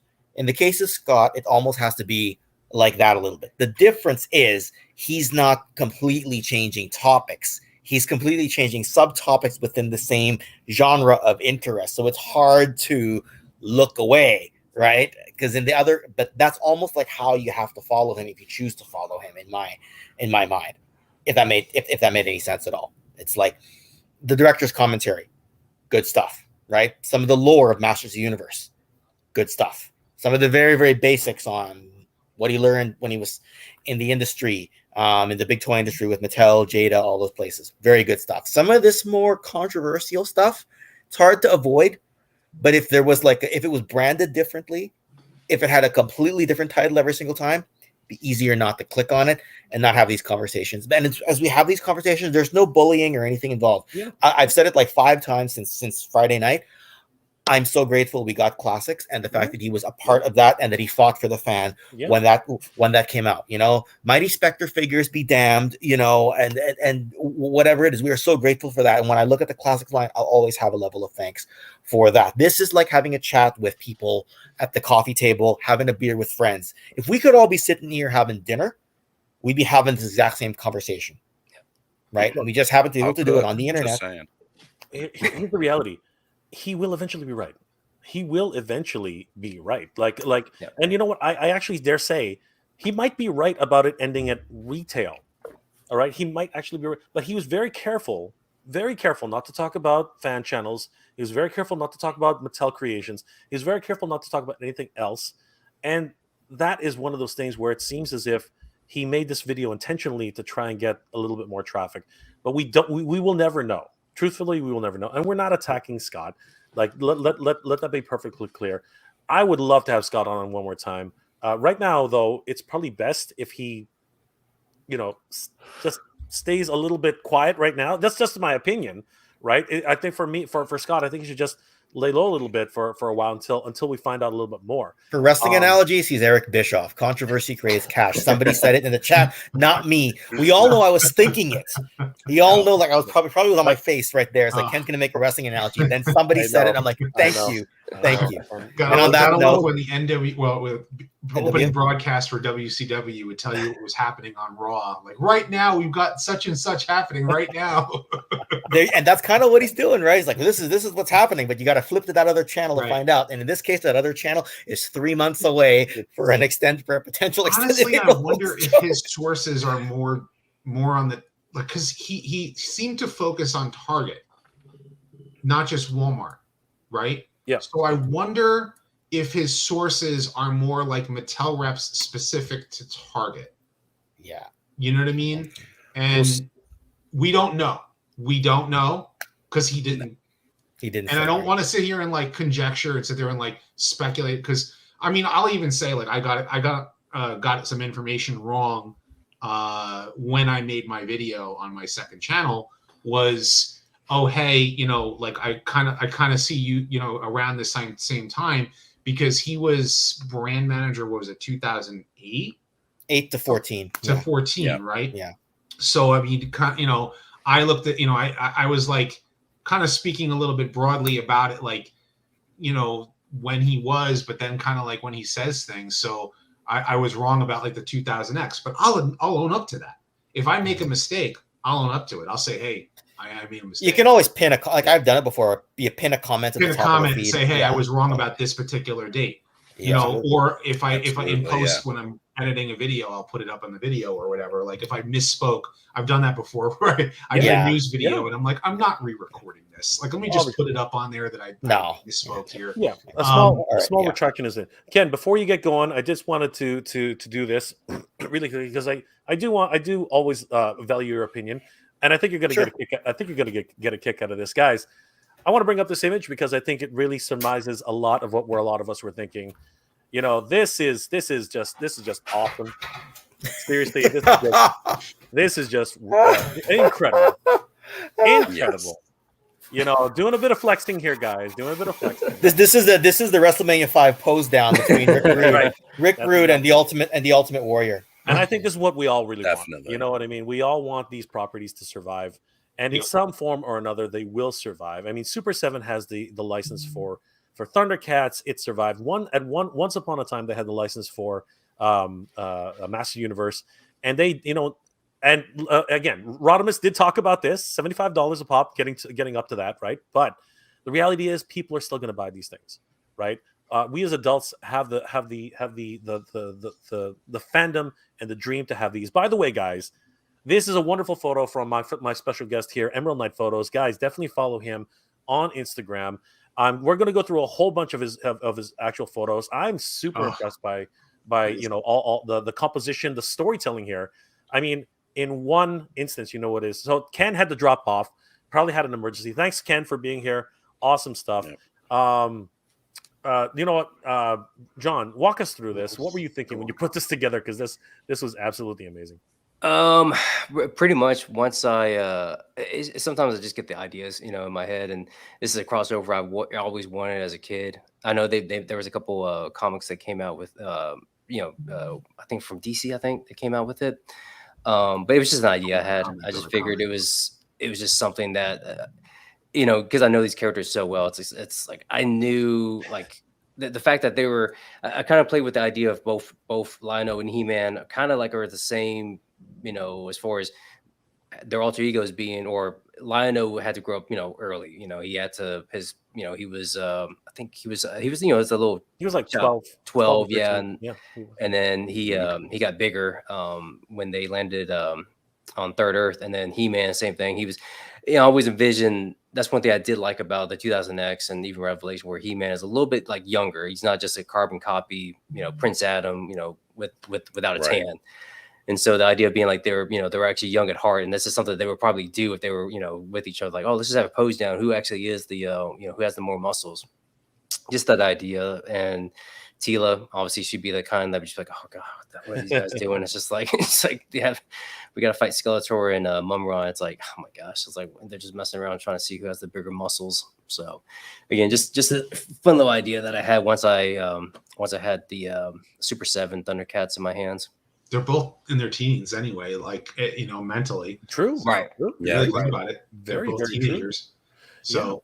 So one comment I wanted to say, like, that I think it was K-Mation, I think, put up to the comment, said like, hey, you know, didn't he say he would eat crow? And like, I think that's why we're saying, like, we want to give him the benefit of the doubt, just for the reason that, hey, you know, you sound like you're making an absolute statement, but why, you know, but then on the flip side to that, why would you say that you would eat crow if you were wrong, if you are not trying to make a blanket, like a statement of fact? Like, no, this is definitely happening, guys. Like, you don't understand, this is definitely happening. And then turn around and make a second video and say, I'll eat crow if I'm wrong. And then make a whole video like that's like, was it like it was like 3 or 4 minutes of just a blank screen with music and sound effects? Yeah, just weird. Just very, very strange. Like, Is that odd? that comes off really odd, like that he would do that. And I don't want to attack the guy again. I really don't want to attack somebody who's come up, but he okay, great. He was one time a brand manager. That's awesome. You know, how does he feel about Origin's success and Masterverse success? I wonder. You know, Yeah, and you're right, Rodimus, because he, even in the first video, he ended off with, "If I'm wrong, I'll eat crow." It's like he's buffering himself for a fall. Yeah. You know what I mean? Because it's like he wants to give himself a Yes. safety net, right? By saying, "Hey, you know what? I'm okay, and you know what? It's okay to make fun." And he said that in his follow-up video. It's okay to make fun of me, right? It's almost as if but he did it in such a way that it was so weird, and so that a lot of people took it the wrong way. A lot of people say, "Are you trolling us now? Are you disrespecting us?" And that, I think, is the problem. A lot of people got really kind of miffed at that part. I think if people are willing to give him the benefit of the doubt, fine. Like, I'm okay with that too. Like, I won't sit there and tell people they have to like believe whatever, or they want to believe him, they don't want to believe him. But he's made statements that just are not. And then the other statement is the entertainment, like getting it wrong with the entertainment rights and the ownership of Mattel. Mattel owns Masters of the Universe. Like, they own it. They created it. They sold entertainment rights. Universal, okay, yes, they do. Like, but that's not like there's truth to his statements, but they seem to be clouded in falsehoods. The problem I have, if I had a problem, or at least what perplexes me, is the definitive nature of what he says. He does not say that it might end in 2020. He says it will end in 2023. That's a definitive statement. Yeah. That's not saying, guys, I just heard a rumor from one of my sources at Target or Walmart, and we're probably not gonna see Masters on the shelves anymore. He literally says, no, don't bother. Go get the clearance items, buy them now, because you'll never see them again. That is a scary thing to say to any collector, and it's too definitive this early in the game to really be saying that. If we start really seeing them disappear from the shelves and something else completely replaces it, then you can definitely call out the idea, yeah, it's done, it's over. But right now, where you still see a whole rack of them like sitting there, it's hard to believe. The other thing is that, what if he's right but completely wrong? Yeah. Hear me out. What if he's completely right in that Origins and Masterverse are ending, but they're rebranding it? Exactly. Right. Exactly. That's a really good point. Then what then it's like, he could sit there and say that he's right there. Like, so I'm just gonna say, like, do I think it's gonna end? I don't think so, because Mattel said they have stuff planned through 2023. You could sit there and say, oh, well, corporations lie all the time. You're a big corporation and you want toys to come out. You have plans for toys to come out. Cancellation, like, the toy industry in 2023 is different than it was in 2014. It's different even way, like in the 80s, it was different too. So it's a different game now. And absolutely. We don't, like, for if Mattel is, I will believe that Mattel has plans for plans for the rest of the year. And if we see success out of it, then great. And if not, it was a great run. But I don't believe the statements that are coming from Scott. So Yeah, and you're absolutely on the ball with rebranding. I mean, like Hasbro is Does it all the the time. Hasbro's the master of this, right? How many in the last 3 years? I think we've had what we've had Prime we've had Wars, and Siege. then War for Yeah, Cybertron, and now yeah, we're we've in the had second Siege, year of War for going into the Cybertron. second year of Legacy. It's crazy. It's and then we also have Star Wars Black Edition, but we have Star Wars Black Edition retro cards, Yep. right? These are two completely different brands, right? This is crazy because this is the 40th anniversary edition, and this is the regular standard. This is actually sorry, not this one, but they're re-releasing the entire Endor line, which they just released last year. It's absolutely crazy. The only new one there is Wicket, and everyone's hunting Wicket right now. It's just absolutely nuts. But they know they can do it because everybody wants the freaking retro cards, Yep. right? I think that, and I think you're right, Rodimus. I think Mattel knows what's going on, and if they are looking to extend the line in some format, it's going to be by rebranding to a certain degree. I think you're absolutely right. These guys talk to each other. You know that they're in competition with each other, but they all have lunch together. You know they know what they're doing. It's absolutely ridiculous. It's just weird. Hasbro. I mean, you heard that Fred. big time with D&D. That's a whole other ball game. Honestly, I want to love that. I want to love that brand. I really do. I hope the Tiamat comes out. I hope that they bring Sheila out and stuff like. I really want, but after what happened to Pixel Dan, freaking Tidarium Hanger is in the chat. He got a completely different figure in his his D&D. He got what was it called? It was Bobby, and no, not Bobby. It was Hank. He was supposed to get Hank, but he got Diana. It was absolutely crazy. And by the way, Mike, good to see you. His newest video is really saying it's an April Fool's joke. Is that possible? I kind of picked up on that too. I mean, the fact that, hey guys, it's only 77 days till April 1st. I kind of thought. Did he say that? Yeah. He even did showed. say that, didn't Yeah. he? Oh my god. Yeah, even had a picture of the calendar. realize that. And I was like, wait a minute. Is that is he trying to pull a joke on us now, or like He's gonna pull off a 3-month troll. That is screwed up. He's gonna Are pull you off serious? a 3-month troll. Why not? Tidarium Hanger, you got. you might be on point right now. Yeah, I know. I wouldn't put it past him, as Jay said. Just beware He's the intelligent dragon, enough. that's all I'm gonna say about that. What is Oz? You were about to say something, but before we.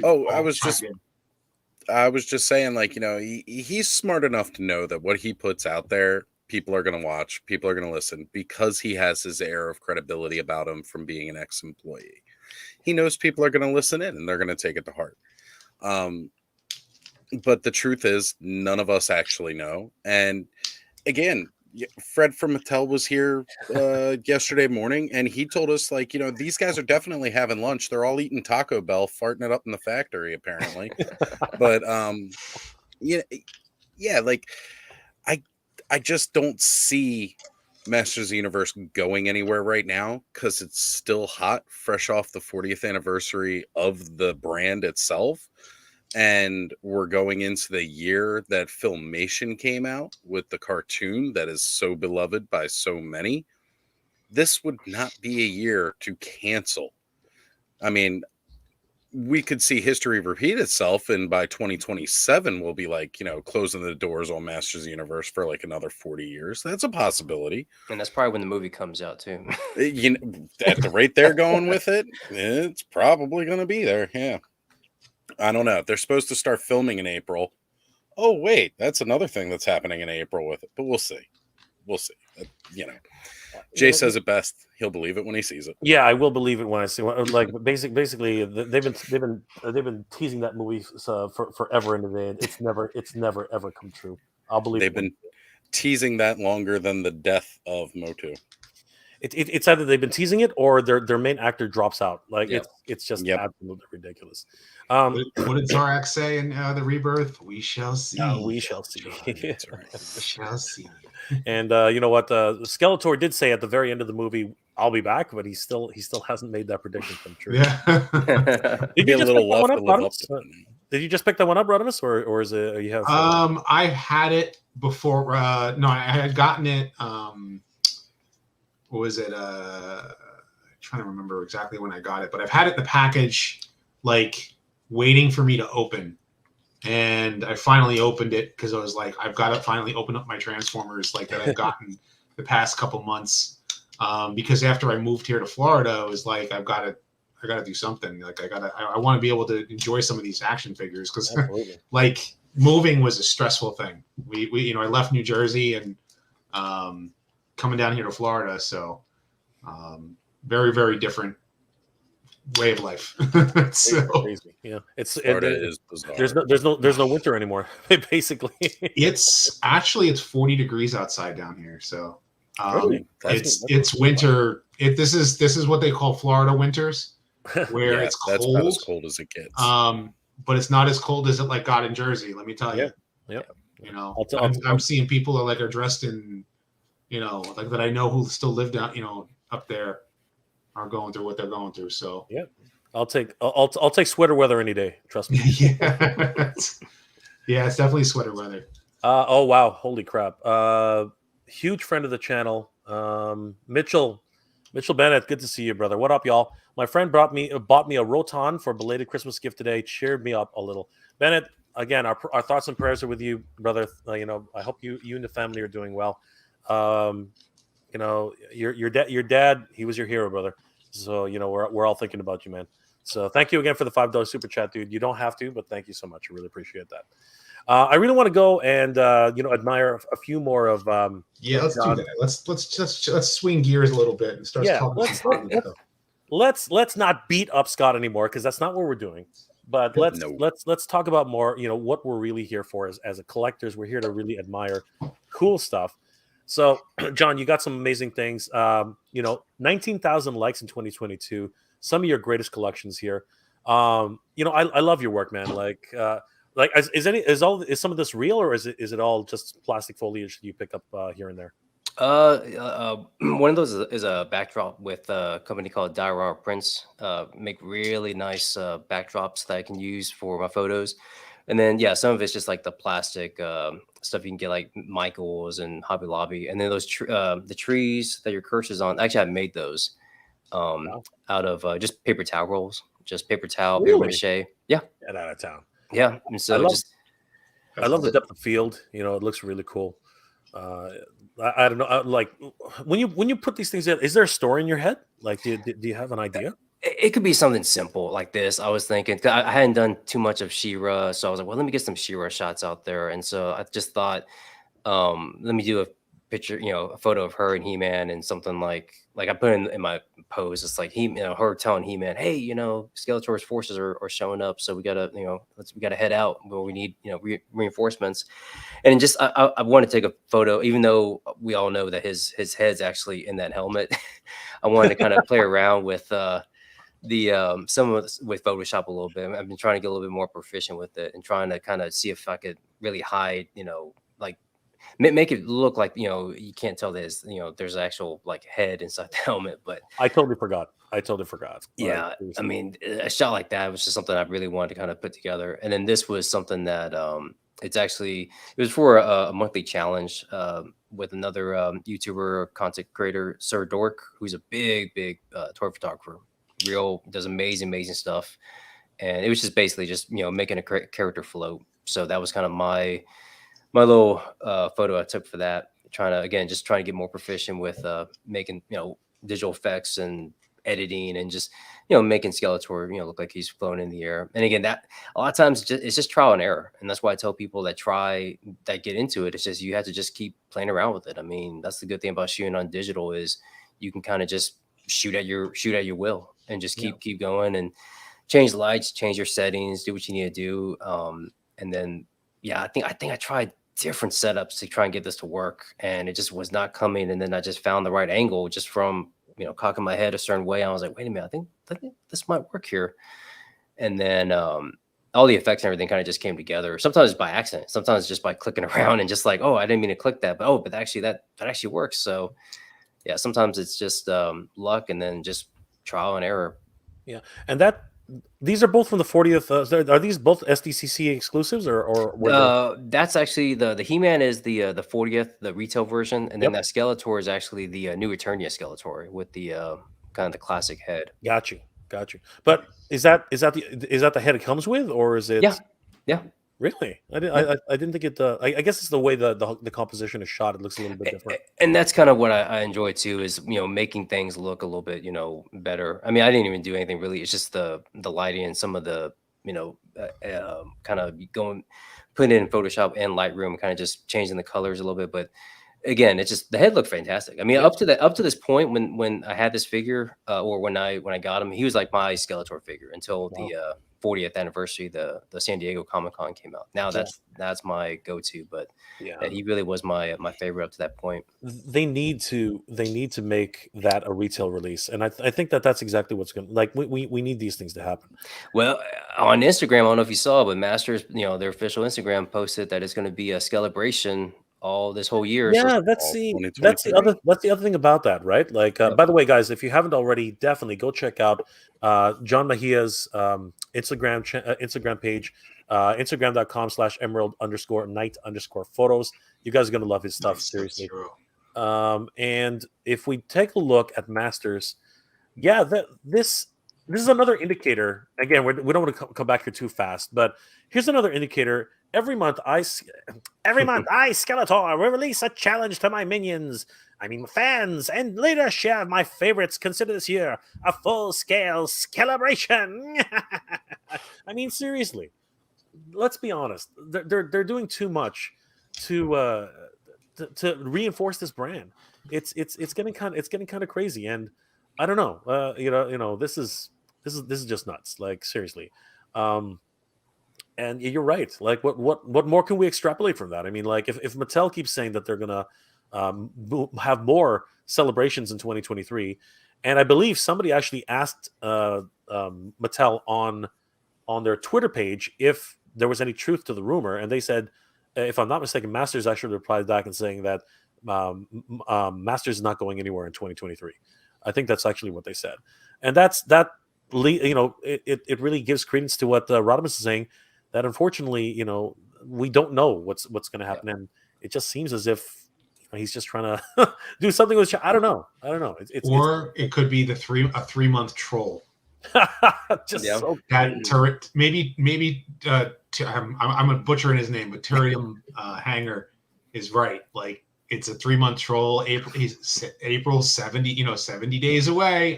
Yeah, and then April 2nd, you're gonna say, "Oh, gotcha, April Fools." Yeah. By the way, if Mike does that, all I'm gonna say is, "Ha ha." And then at that point, I wonder if people are going to turn around and say, like, we're not watching you anymore. It's such a risk for him. Yeah, it really is. And you wonder. But then again, you get people who go, "That was hilarious. I'll continue watching you." You don't know. You don't know. And I'm not not to dunk.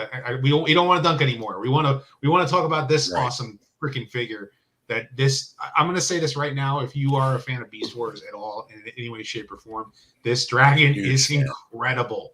This thing rocks. Oh yeah, 100%. I am. My son was running around the house earlier with this figure, and so like I was sitting there going like, "Oh man, I got to figure out what to."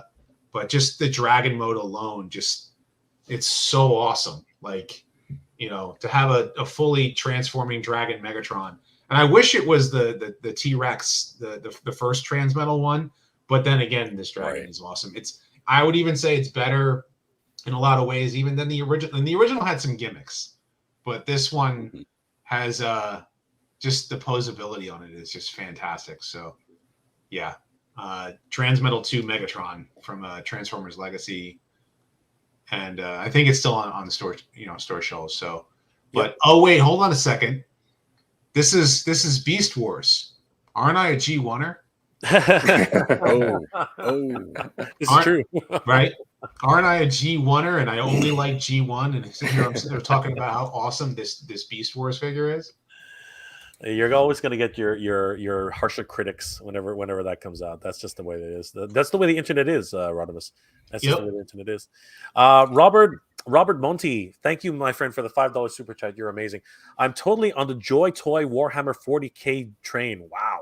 They recently released Grey Knights and are absolutely amazing. Check them out if you haven't. Now, is that the McFarlane 40K? Please let us know, Robert. But thank you so much for that $5 super chat. That's incredible. You know what's funny about that Transmetal? He's still got his face butt, right? I mean, like, it's still. Oh yeah. where the tail is, right? Yeah. That goes to show you. Actually, if you think about it, because where his face is facing, it's his cojones.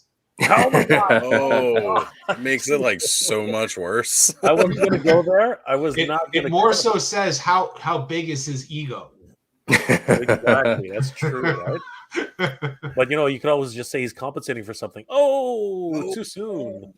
It's Transmetal 2 Megatron, but it's also, remember, G1 Megatron Spark is also inside as well. Ah, that's true. Yeah. At least until they beat him and they put his Spark back in place, which that is not a continuity error. They even said that was something that was done, and it was even done in an animatic.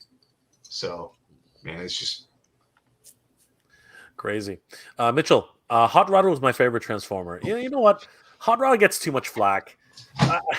I don't think there was anything that anyone could have done. This guy right here? Yeah.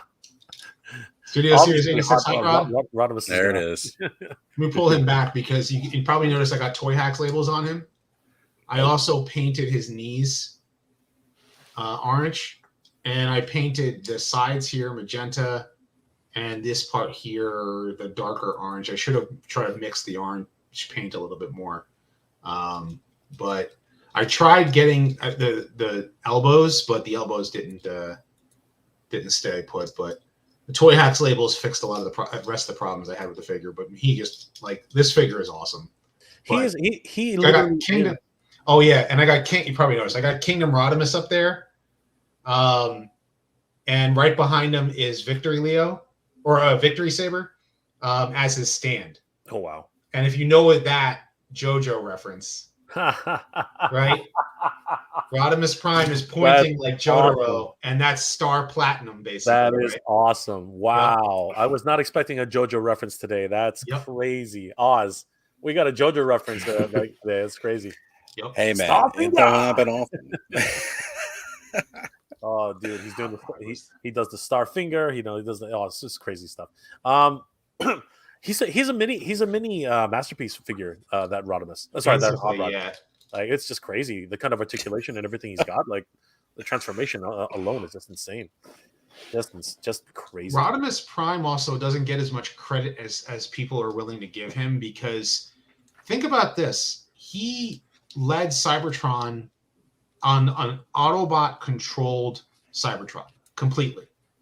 Like, the Decepticons had control in the movie.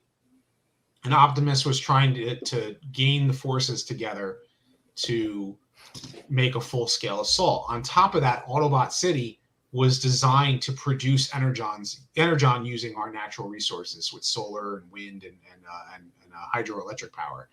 That is what Autobot City was built for. But when Rodimus Prime took over, he had Cybertron under his under complete Autobot control. He had Earth under his protection with, specifically Autobot City was rebuilt. They still had the Ark. Yes, mind you, the Quintessons were just a much bigger threat. But Cybertron was holding intergalactic peace conferences. They were trying to build generators in order to revitalize the planet. The thing is that he had his doubts because he had so much responsibility. He had more, I would argue, like, Optimus was a wartime commander. And he had 9 million years of experience, but he had so much doubt and then yes, the doubt as a character, that's anything us as adults go through. Think about this. Like, have you ever been in management before? I have. Yep. I ran a store for 10 years just about, so. And let me ask you a question. Have you ever thought of quitting? I second guess myself every day. Every day, right? Every day. And have you ever second guessed yourself when you had an employee who wasn't up, like was not matching up to what you wanted them to do, or you're trying to train,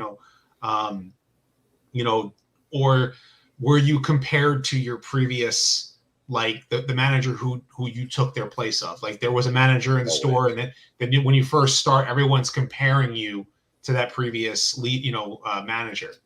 Yep. And it's like, guys, I can't be him. I got to be me. Like, and that was Rodimus Prime. But at the same time, it's like, and no, he did not turn into a Winnebago. Look up the GM Bison. I'm serious. The GM Bison's the 1967 World's Fair GM Bison. It is a vehicle that was supposed to be the turbine-powered truck of the future. And that is what they based the design on Rodimus Prime's truck mode off of. If you watch season 3, there are a lot of different Transformers out there with trucks that look like Rodimus Prime, like, and on Earth. So that's what 1986 thought the future was going to be. And let's bring up another one. The turbine-powered truck, the Shockwave, which looked like Energon Rodimus, was actually that was the vehicle that Energon Rodimus used as an alternate mode. So if you look up Energon Rodimus in like around 2004, he turns into that truck with like the rocket pack in the back is a turbine-powered truck, because basically they updated Rodimus's vehicle to actually match the real world.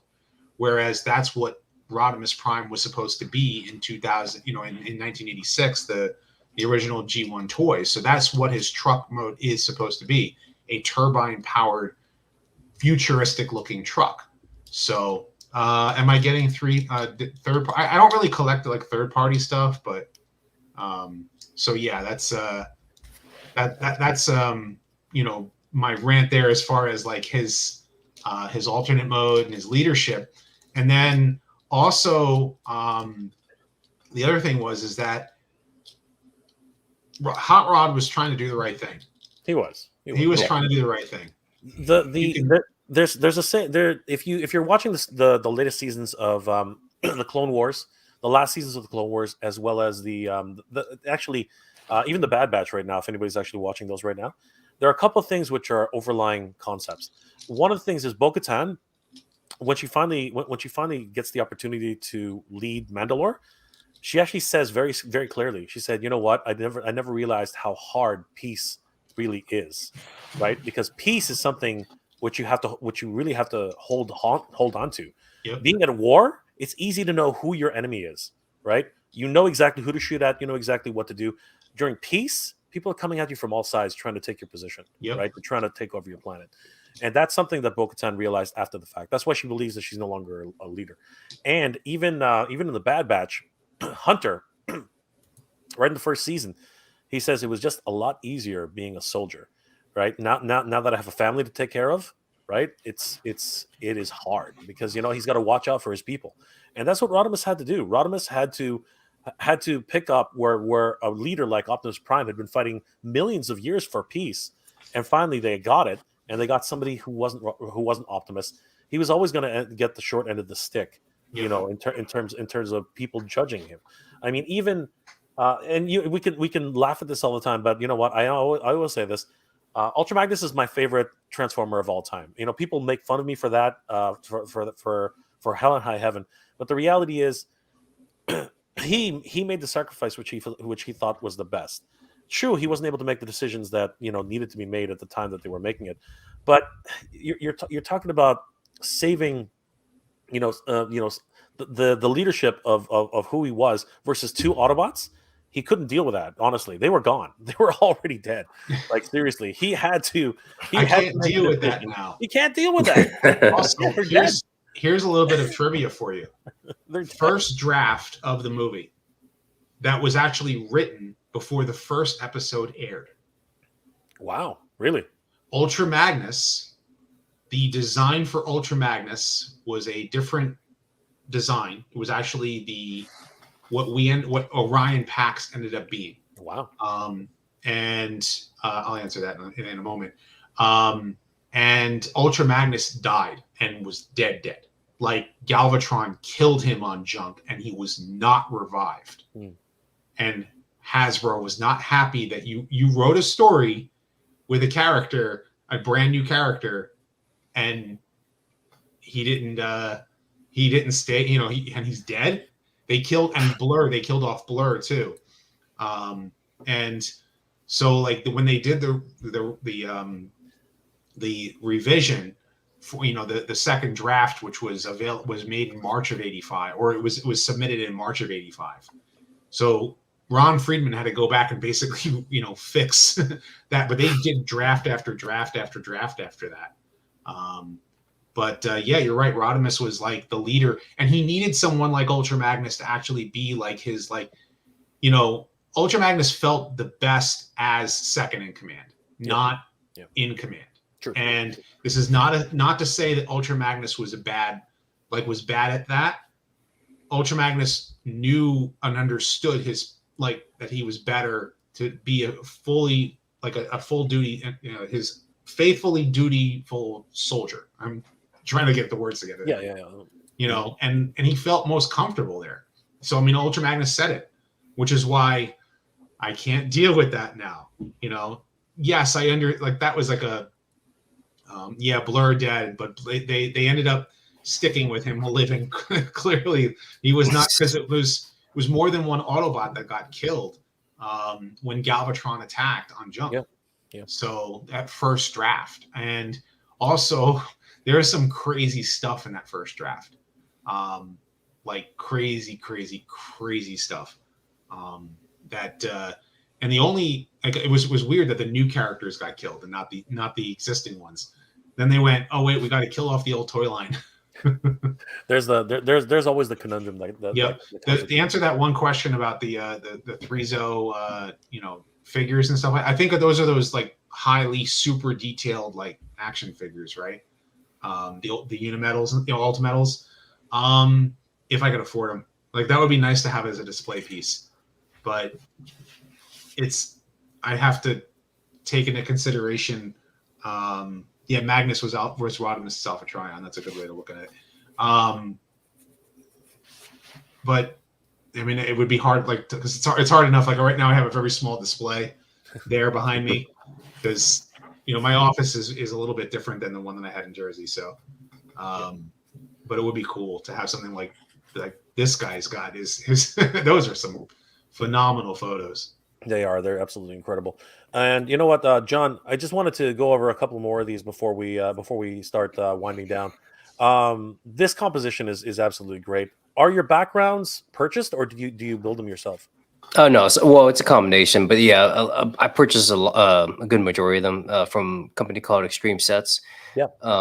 Yeah, I mean, it's crazy because it kind of goes back to, you know, being a kid, because I remember making my own, you know, like using boxes to kind of create play sets. I mean, I didn't have Eternia, so okay, I'll just make it myself. I'll just draw on a cardboard box and, you know, draw it on there.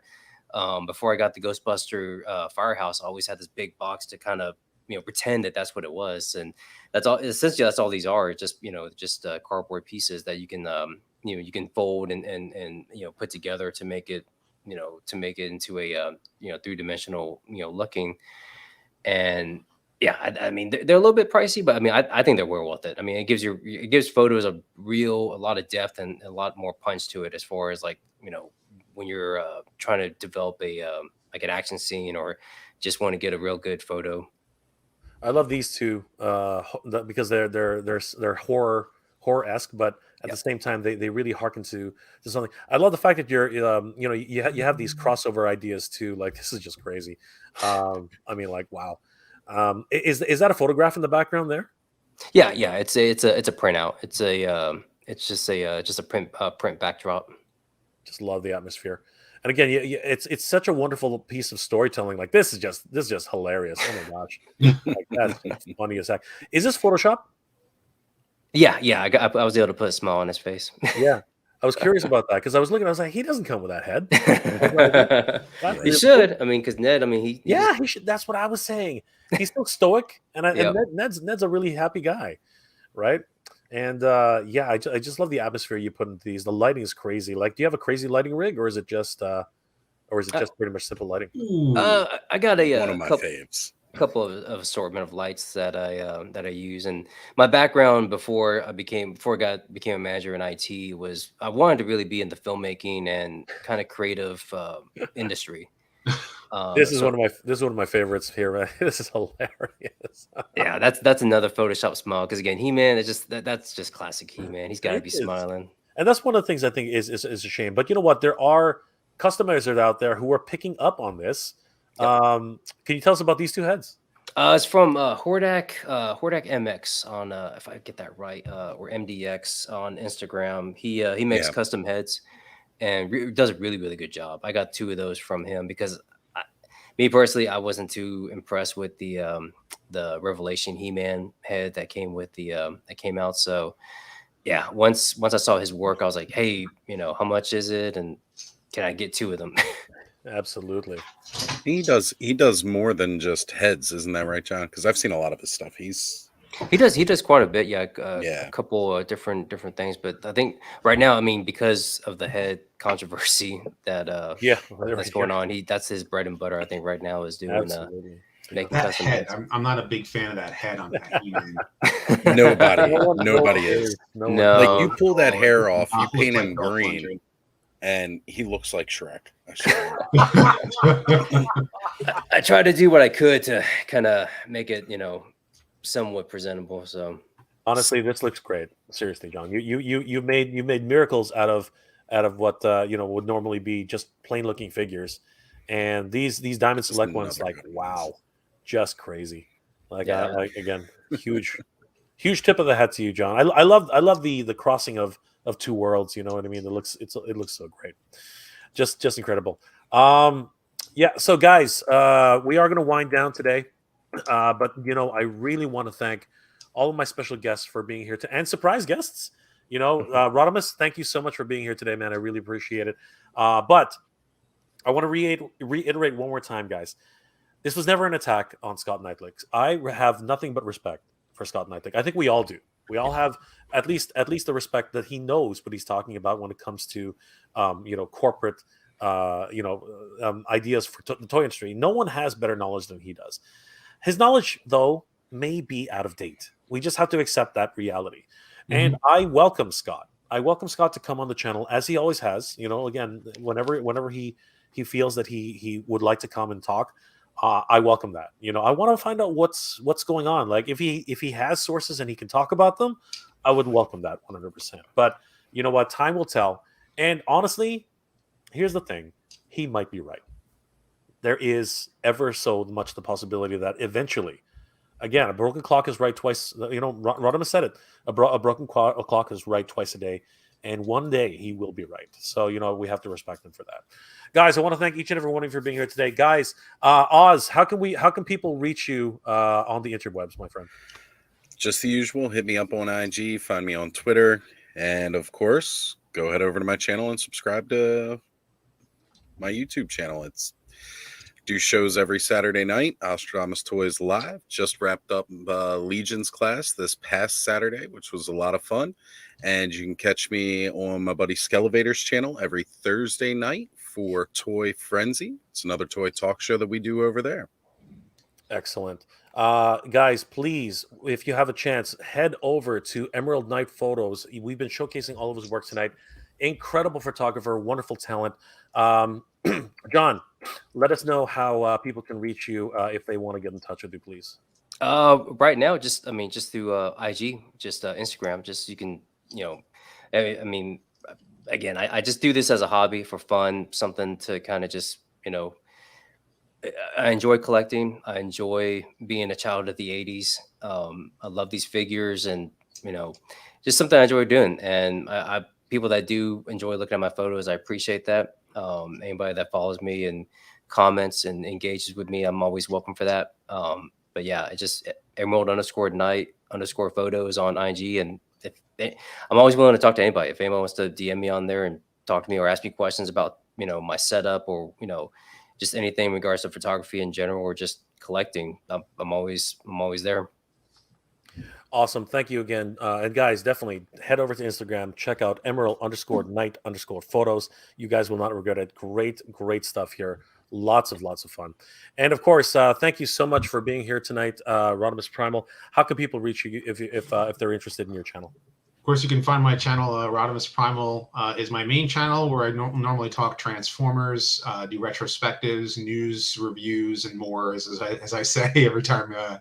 And I have a second channel that's starting to grow, Rodimus Primal Talks, where I try to do, I'm trying to venture out and talk more about outside of the realm of Transformers when I want to, whether it's a video game review or a, He-Man, Godzilla. I would love to talk more about Godzilla. I'm down. And whatever, what have you, like anything cool and nerdy. And if it's a rant of any sort, like how 25% of collectors are. But you can find me there. Rodimus Primal Talks is my second channel, and my main channel, Rodimus Primal. On Twitter is at Rodimus Primal, Instagram at Rodimus Primal Show, as well as Facebook. And I think that's it. I don't think I have other social media outside of that. So I do have I think I have a Rumble as well. And the only reason I'm doing that is in case like YouTube goes under, at least I have my videos that are still online. And I'm starting to do I'm building a website like to see if I can put my content on there just in case. So you're muted again. Sorry about that, guys. It's all right. I'm an expert at this. I'm an expert at this. Sure you are. Professional. Take notes, everybody. This is a professional idea. Rodimus, thank you for that, guys. Definitely head over to Rumble and follow Rodimus there as well. I myself also have other channels which I'm looking into. You just never know. And the reason I'm looking into it is because up here in Canada, Bill C-11 is really threatening a lot of us here to which might throw many small creators into obscurity. So if any Canadians out there are here tonight, please check out Bill C-11. Find out what that means to smaller creators on YouTube, and definitely contact your member of parliament and anybody who you can to try and see if they will push that back a little bit more. It would really help us all out here on the YouTube community here in Canada. Just before we log off, I really want to thank all of my Patreon and channel member supporters: Princess Cagali, Old IT Guy, Ken33, Joseph Michaels, Gamer Bud, Maniac Classic Toy Shop, Jordan from Canada, Nolan, Mitchell Bennett, Randall Guzig, Schwartzmat, Snell's World, Skyfall, MF Toys Canada, Palpatine 1975, Darth Kumar, Smoked Ham, Kevin Herbert, Ephraim Rivera, Rufus Rogers, Nolan again, because there are two of them, John Joker, Sir Clifton, Terrence St. John, and Osterman's Toys. Guys, you are the best. Thank you so much for always supporting the channel. Guys, the Patreons of this page, as well as the channel members, really help me to make wonderful episodes every single week, and you guys are the best. Please consider checking out my Patreon page, guys. It's Mega J Retro on Patreon. And of course, if anybody here, please follow each and every one of these guys on their social medias and their channels. Support them on their Patreon pages. Everybody here needs your support, especially now. And again, guys, it's not necessary, but if you are in the position, it really does make all the difference for us trying to make content for you. Again, we do this for the love of it, but every little bit counts. So thank you guys so much.